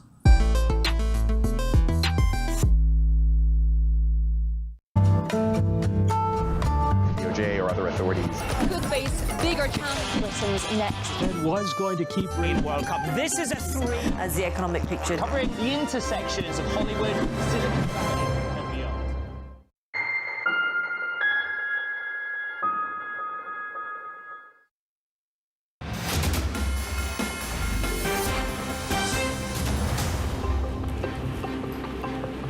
This is special coverage of the Iowa Caucuses on Bloomberg Television and Radio, but there's still trading going on around the world, so let's get a quick check on Asian markets. Bloomberg's David Ingles joins us now from Hong Kong. Hey, David.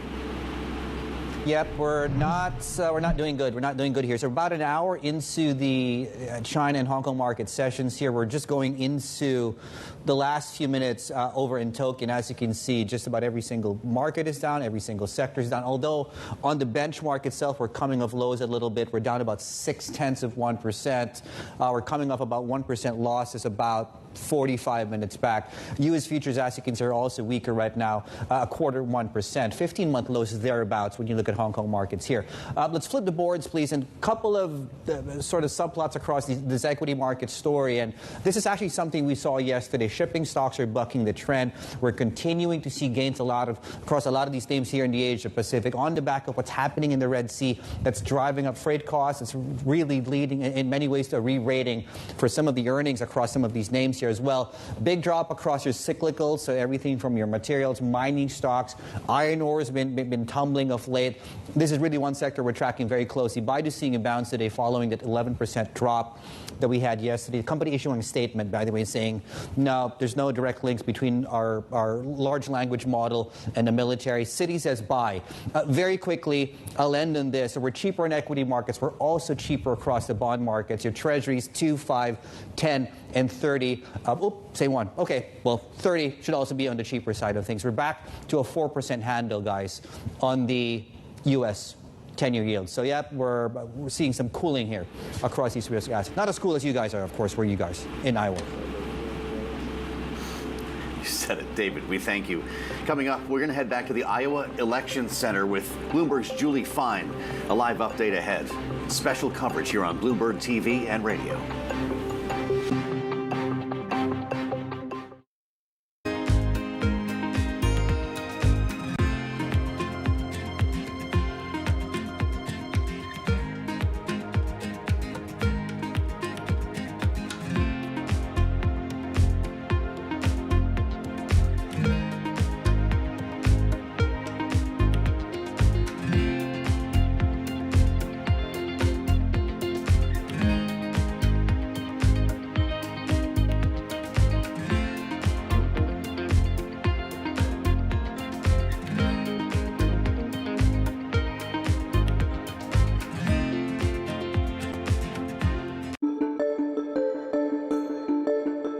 Do you think there's much oil to be found in the lower 48 at this point, or even in, let's say, Alaska as well?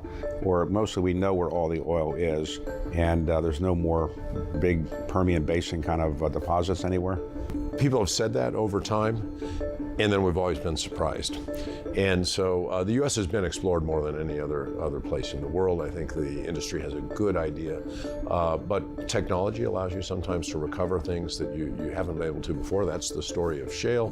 The other one that continues to be a positive story is deepwater Gulf of Mexico, where we'll go out and drill in a mile or more of water depth and then go down several more miles and find large fields. And the Gulf of Mexico is still relatively underexplored compared to the onshore. So I think there's still room for more discoveries.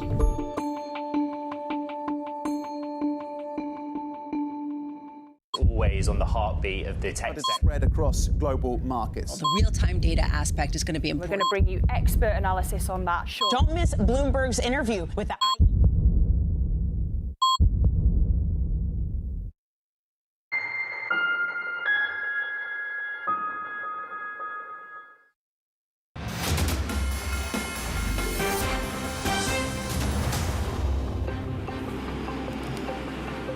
This is special coverage of the Iowa Caucuses on Bloomberg TV and radio. We thank you for joining us. The race called early for Donald Trump, but we've got a long way to go here in figuring out second, third, and the margins of victory. Bloomberg's Julie Fine joins us for more from the Iowa Election Center, where she's got her eyes on the numbers right now. Julie, how long do you think we'll wait to learn more?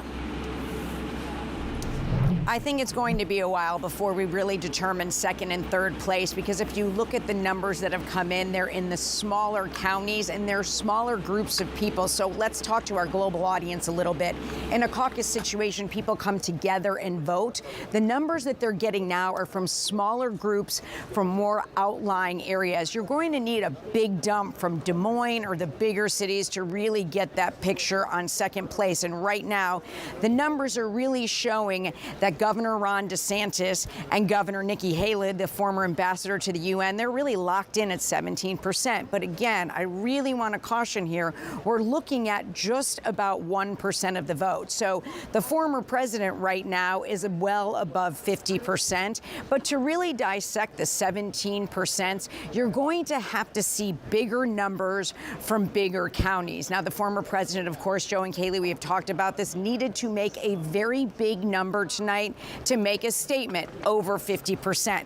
Right now, he is there. So now, again, the race is for second place. What I'll really be watching is Sioux County to see how that goes for Governor DeSantis. You also have to really pay attention to Des Moines and the Des Moines suburbs to see where that plays out for Nikki Haley. Those numbers appear not to be in quite yet. So again, there is a long way to go, and that race for second place now is something you really have to keep your eye on. Why? You really have to keep your eye on that for the governor of Florida, Ron DeSantis. His eggs are in the Iowa basket.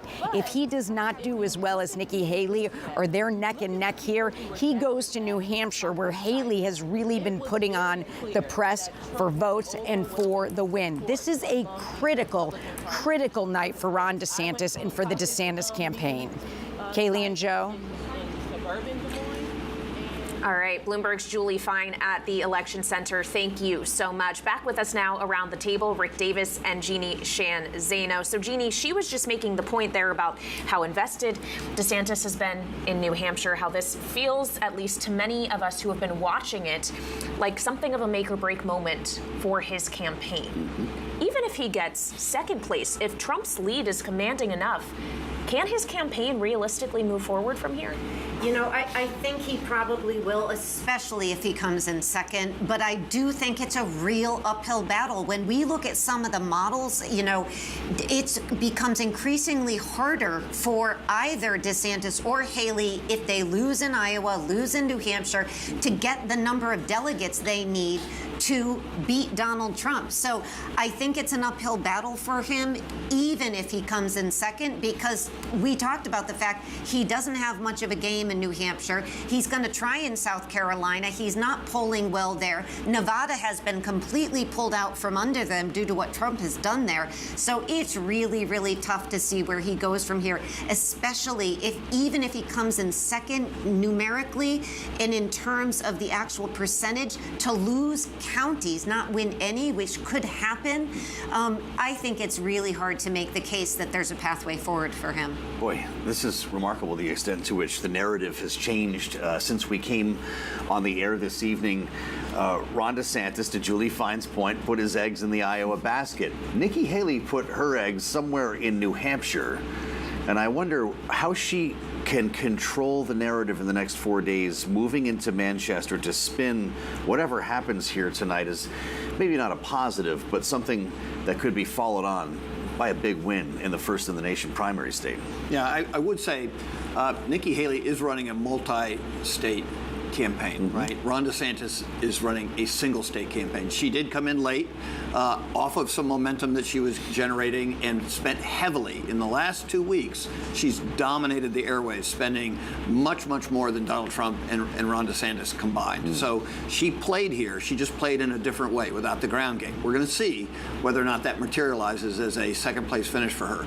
But she does have a very strong operation in New Hampshire, starting with the endorsement of the incredibly popular governor, Chris Sununu. Yeah. And his entire state organization is behind her, in addition to the fact that, as Jeannie has pointed out, she has built her own impressive organization there and has attended and put on many town halls that New Hampshire voters love to test their candidates in. So she actually starts well ahead, even before the night is over, well ahead of Ron DeSantis in New Hampshire, and frankly on par with the organization and the support that Donald Trump has there. So she knows the game starts for her in New Hampshire tonight.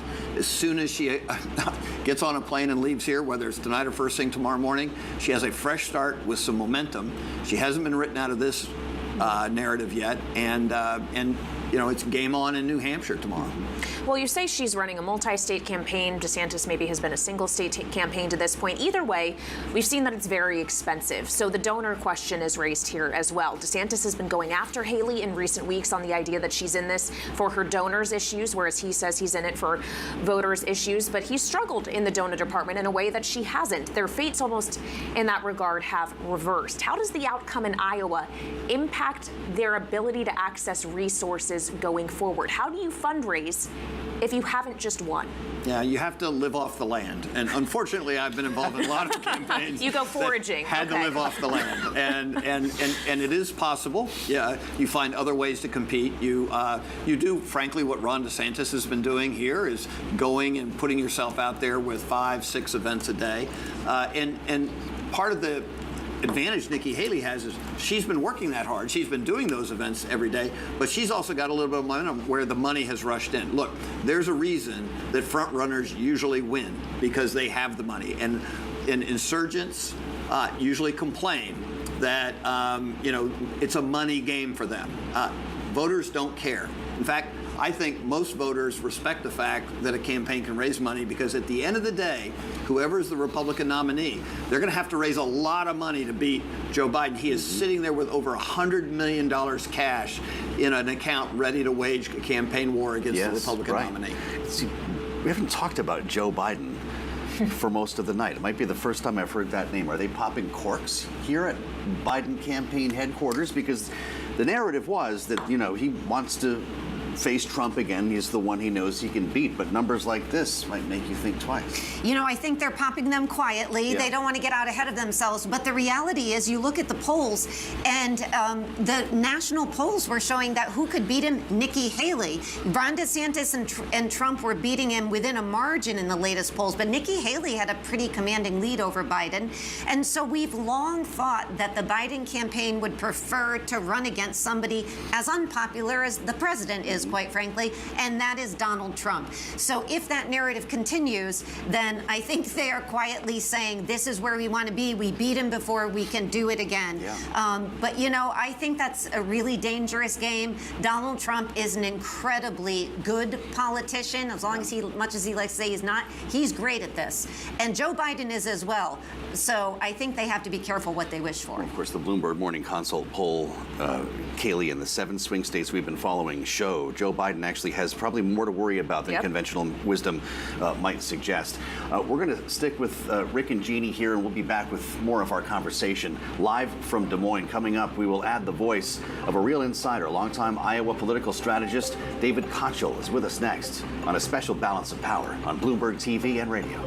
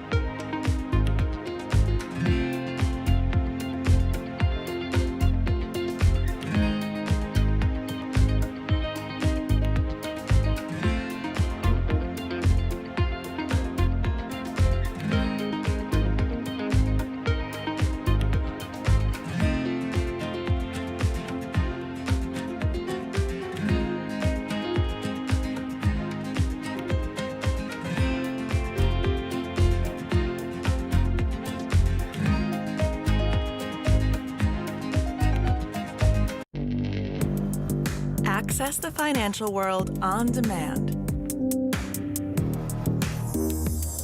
Hear from leading economists, policymakers, and industry experts via live and on-demand webinars, only from Bloomberg. Start exploring to see what's moving the markets. Visit Bloomberg.com/webinars.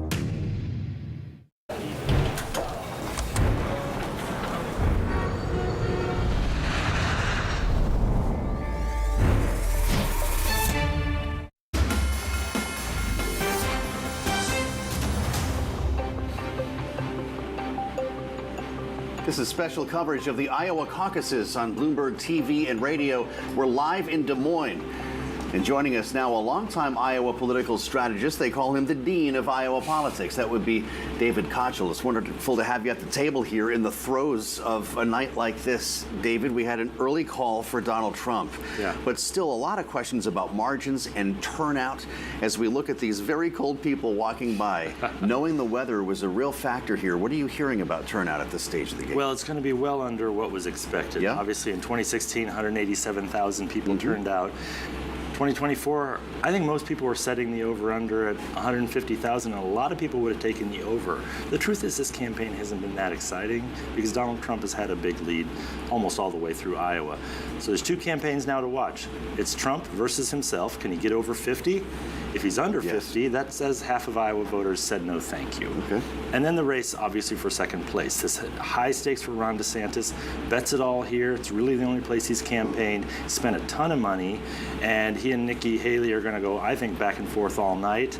I have a feeling that if they're deadlocked right now with just a few counties in, the largest counties report latest, because these are hand-counted ballots on the ground by volunteers. So those big, huge counties in places like Clive in Dallas County, in Marion and Lynn County, Bettendorf, big suburbs where she overperforms, if those come in late, that might put her past DeSantis, in which case I think DeSantis has a lot to think about overnight. How about that?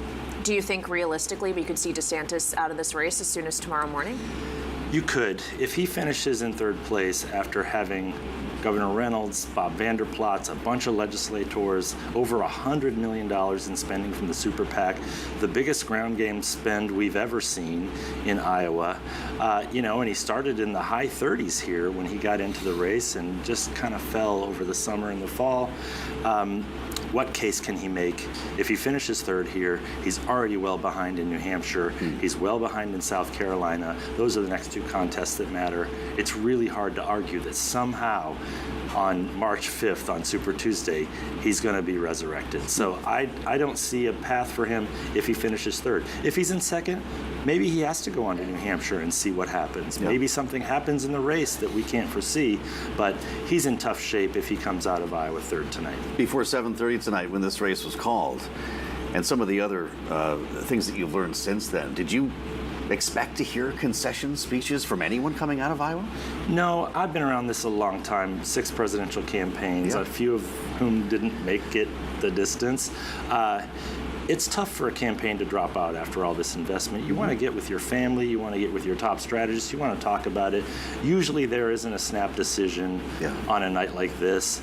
So I wouldn't expect to hear any concessions tonight. I think tomorrow morning everyone's going to wake up, reassess, see what their path is forward. If they can make a credible argument for a path forward, they'll try to stay in. You also have the idea that if you don't do well here, if you perform below expectations, you're not going to expect any more money to be coming in over the next week. And these campaigns run on, campaign donations. You got to have some money to go to New Hampshire. That's a Boston TV market. Costs about $1 million a week. I don't know that DeSantis is going to have the resources to continue to compete, especially if he finishes, in third place, where he was not expected to finish. We've talked at length about Governor DeSantis, about Ambassador Haley, about Trump this evening. We have not mentioned another candidate who spent a lot of time here, Vivek Ramaswamy. He says he did a double Grassley. He went to all 99 counties twice. Does that traditional Iowa politicking not matter anymore if he's barely even registering enough for us to bring him up until we're an hour and 45 minutes into this program? I think Vivek is a special case here. If you liked Vivek Ramaswamy and you showed up at his events, you were voting for Donald Trump. He's kind of the mini Trump in this race. He had that message. And I kind of think he really wasn't running to be president. He's kind of running to be a MAGA celebrity, maybe Alex Jones. I just think his campaign hasn't been serious for a while. The first couple of debates, he was two completely different people. I think Iowans, they up close, I think they found him to be phony. And I felt like he wasn't going anywhere for the last 2 months. And it's proved to be true. Well, if he's polling at 8% and he drops out, do those votes go straight to Donald Trump? They do. Yeah, and in New Hampshire, I don't even think he's polling at 8%. I think he's polling well below that. Here in Iowa. So I don't. Yeah, here in Iowa. Yeah, and I look, he's not going to hit 8% tonight. Those votes already went to Donald Trump, and might be the thing that puts him over 50, which is, I think, where they want to be. So yeah, Vivek just couldn't land it here. As much time as he spent, he pulled out his money a while back. He's been off the air. So I think most people who are watching this closely saw that coming. We are joined by a global audience this evening on television and radio. There's people watching from all over the world who essentially are trying to figure out what this means for who's going to be the nominee in 2024. To what extent right now do you think the Iowan electorate, Republicans here in Iowa, are those who perhaps decided to register as Republicans for this evening to participate in this choice, to what extent do you think that is reflected of the country more widely in terms of the issues that are resonating for voters? Do we think actually Iowa may be more reflective this time around of the way the rest of this race is going to go? Yeah, but Iowa is usually not a great predictor of who the nominee is going to be. I'm just wondering if this time is different. Yeah, it might be different. We have to go through New Hampshire and kind of see what New Hampshire does. New Hampshire likes to say, okay, Iowa, nice work, we're going to change it now. And we heard Nikki Haley joke about that a week or so ago in New Hampshire. What Iowa's job really is, and what people need to understand, we're not picking the nominee here. We're winnowing the field down to a manageable race where voters really get to say, okay, of these 2 or 3 viable candidates, now we're going to select them. We've already dispensed with a whole bunch of candidates that had high hopes coming in here. Mike Pence is out, Tim Scott is out, Doug Burgum is out. A whole host of candidates didn't even make it to Iowa. Usually we say there are 3 tickets out of Iowa. I actually think tonight there might be 2. And that would be interesting because that puts us in a one-on-one race with Donald Trump well before we saw that in 2016. We were in Florida with multiple candidates way down the calendar into March. And what Trump doesn't want, he wants to wrap this up quickly. He's got a lot of other things on his plate right now. What we need to see is, can New Hampshire maybe reverse this result, show a little bit of vulnerability with Trump if Nikki Haley were to squeak past him in New Hampshire? I think that'll scramble the national polls some. The money will flood into her campaign, and I think Donald Trump might have a race in South Carolina. He's got a lead now, but this is part of a whole, several months where he's had a dominant national lead, and other states aren't paying as close of attention as they are here, where he could finish under 50, and as they are in New Hampshire. So he's the overwhelming frontrunner now. There is no question about that. If he were to lose New Hampshire, I think you'd watch some national polling change, and there might be a few cracks in that inevitability. All right, well, at the very least, he's claimed that first ticket out of Iowa. We're still waiting to see who gets the second. David Kochel, thank you so much for joining us here in Des Moines this evening. We appreciate it. Thank you.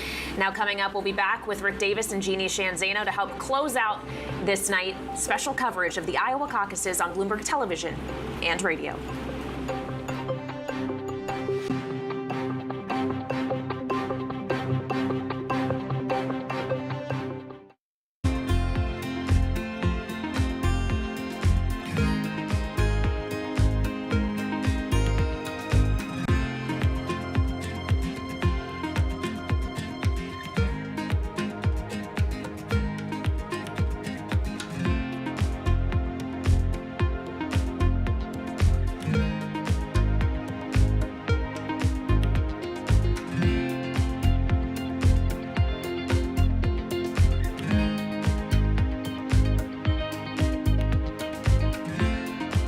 Top names in climate finance are on Bloomberg. I can't tell whether you're optimistic or pessimistic about climate finance. A lot of great stuff is happening, but is it enough? No, it's not enough. I'm biased. I'm a huge investor in both fission and fusion and hoping that it comes in time. Transition is not going to be an event.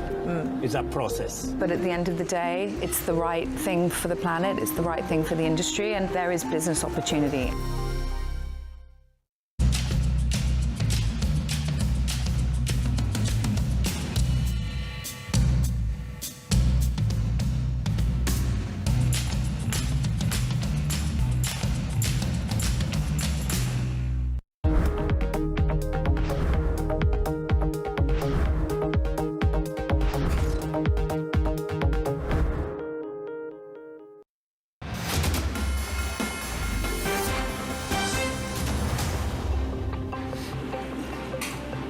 This is special coverage of the Iowa caucuses on Bloomberg Television and radio. We're getting more numbers out throughout this evening after the race was called for former President Donald Trump, and Bloomberg's Tyler Kendall is here with the latest. Tyler, what else do we know? What are the figures telling us?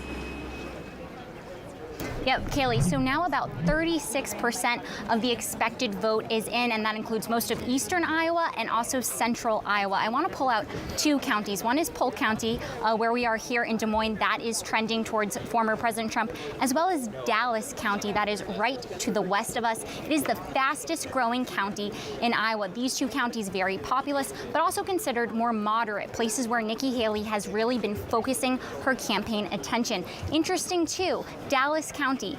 Mitt Romney in 2012 in that general election, he won it by 12 points. Trump then won it by 9 points, but the last election, he only won it by 2. So this was an area that Nikki Haley's campaign has really been targeting, trying to get those moderate voters. These were the central counties that I think she was hoping to make a splash in tonight. All right, Tyler, thank you so much. And as we close out the program this evening, Joe, we got to bring in our closers, as we always do. That's correct. There's only one closing panel, and that's Rick Davis and Jeannie Shanzano. This moved fast tonight. We're not done. I'm wondering, Rick, if we're going to wake up tomorrow and know second and third places. Yeah, look, I think the reporting is coming in on pace. And as Dave Cottrell was talking about, some of these bigger counties, bigger precincts, it takes a while to hand count all those ballots. Sure. But the reporting system seems to be working perfectly. The chairman of the Republican Party told us that he thought it was going to be smooth, and it looks like he made good on that promise. So I think we'll know by the time we wake up in the morning. But maybe we just shouldn't go to sleep until we find out who's going to be in second place in Iowa. Well, none of us are planning to, let's be honest. Volunteering all of us for all-nighters here, Jeannie. I just had something hit my inbox from Gavin Newsom, the governor of California. A short while ago, Donald Trump won the Iowa caucus. He is now one step closer to becoming the Republican nominee, then goes on to ask for donations. How does this shape the race beyond just the Republican primary, but as President Biden is actively engaged in general election politics right now? Yeah, it's so important because, of course, we're talking about his commanding lead, but of course we have to remember this is all on the Republican side. And as we move into the national view of things, you have a very unpopular former president in President Trump, who people, to Gavin Newsom's point, are very concerned about the impact he has on democracy, the fact that he is still litigating the 2020 election. The fact is he has lost more elections than he's won, and he has refused to admit that. He has, to Rick's earlier point, been endorsing candidates in the last midterm who didn't do well. So these are all problems for the Republican Party, and this is why so many moderate Republicans wanted to look ahead and try to find somebody else. But at this point, at least in Iowa, they are saying no, no, no. And, I think we should say turnout, if it is as low as David Cottrell said, or others have said, 100,000, 110,000, that's 1/7 of registered Republicans in this state. That is a very small slice of people who can get out to vote. So what do we extrapolate from that? Let's say we get 110, 120,000 here compared to the all-time high north of 180,000. Rick, your takeaways knowing that turnout might have been that low? Yeah, look, I mean, it's cold outside. Yes. And so, like, for normal it was people, advantage Trump, though. We thought, actually, it would disadvantage Trump to have this low of a turnout. So it shows the resiliency of the Trump vote here. I might also add, Iowa was not always a red state. I mean, Donald Trump's emergence in 2016, even though he lost the Iowa caucus, he won the state, and he won it big. And he converted a lot of blue-collar white voters, especially in the northwest of this state, who used to be Obama voters, into Republican voters. And he did the same thing in other places around the country. So the reason he won in 2016 was he had a partial realignment of certain voters of a certain class into the Republican Party, and the Democrats have not been able to make a dent in getting them back. All right, we have exactly 1 minute left, so this is a quick answer for both of you. Will we still have 4 candidates for the nomination when we get to New Hampshire next week, Jeannie? I don't think we should, so I am going to say no, but at this point it's hard to tell because they're still waiting to see what happens. Rick? I think it's irrelevant. It's a head-to-head race from this point on. Even if Ron DeSantis can eke out a minor win against Nikki Haley, she's got the momentum, and it's a head-to-head for New Hampshire. All right, Rick Davis and Jeannie Shanzana with us throughout this evening. The Iowa caucuses, which have been called for former President Donald Trump. We're waiting for results on number 2 and 3. Thank you for joining us here. Balance of Power will be back at 5 p.m. Eastern tomorrow from Washington, and we'll have special coverage of the New Hampshire Republican primary next Tuesday, live from Manchester. This is Bloomberg.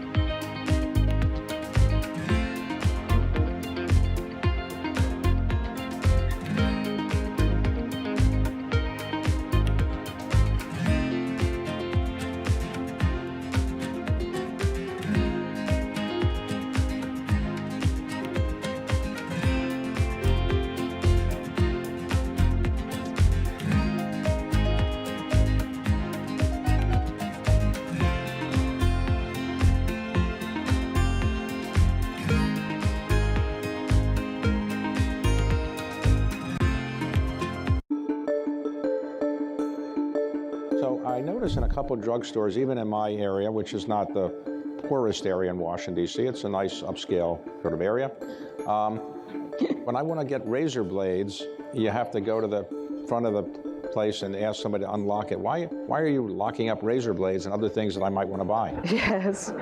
So, this is a national problem. And, this isn't, random theft. This is organized crime. And, state legislation has put guidelines on, how much the theft that you can steal before you're convicted. So it's a $1,000 limit. But we have been partnering with other retailers and sharing our camera feed. I know some of our partners here from Walmart are here, but we are all part of an organization that's coming together that says if you've, we can put our camera feed together and tell that person has been in our store and their store, and the numbers are higher than 1,000. So we've been able to impact these theft rings most recently. What are the things that are unlocking key the most? What are people trying to steal the most, other than razor blades? I will tell you, it started at razor blades because that's such a high-ticket item, but, it's a lot of cosmetics, but really what happens is that they take advantage of what I would call the elbow move, and they just come in and swipe a counter.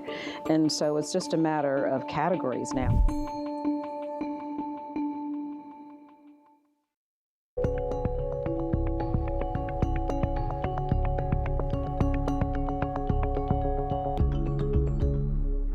I used to have a data point I used to share that 75% of the people had never heard a phone ringing. Just think about it. I didn't say had never used a phone. They'd never heard it ringing.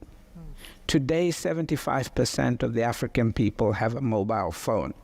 They use one. Okay?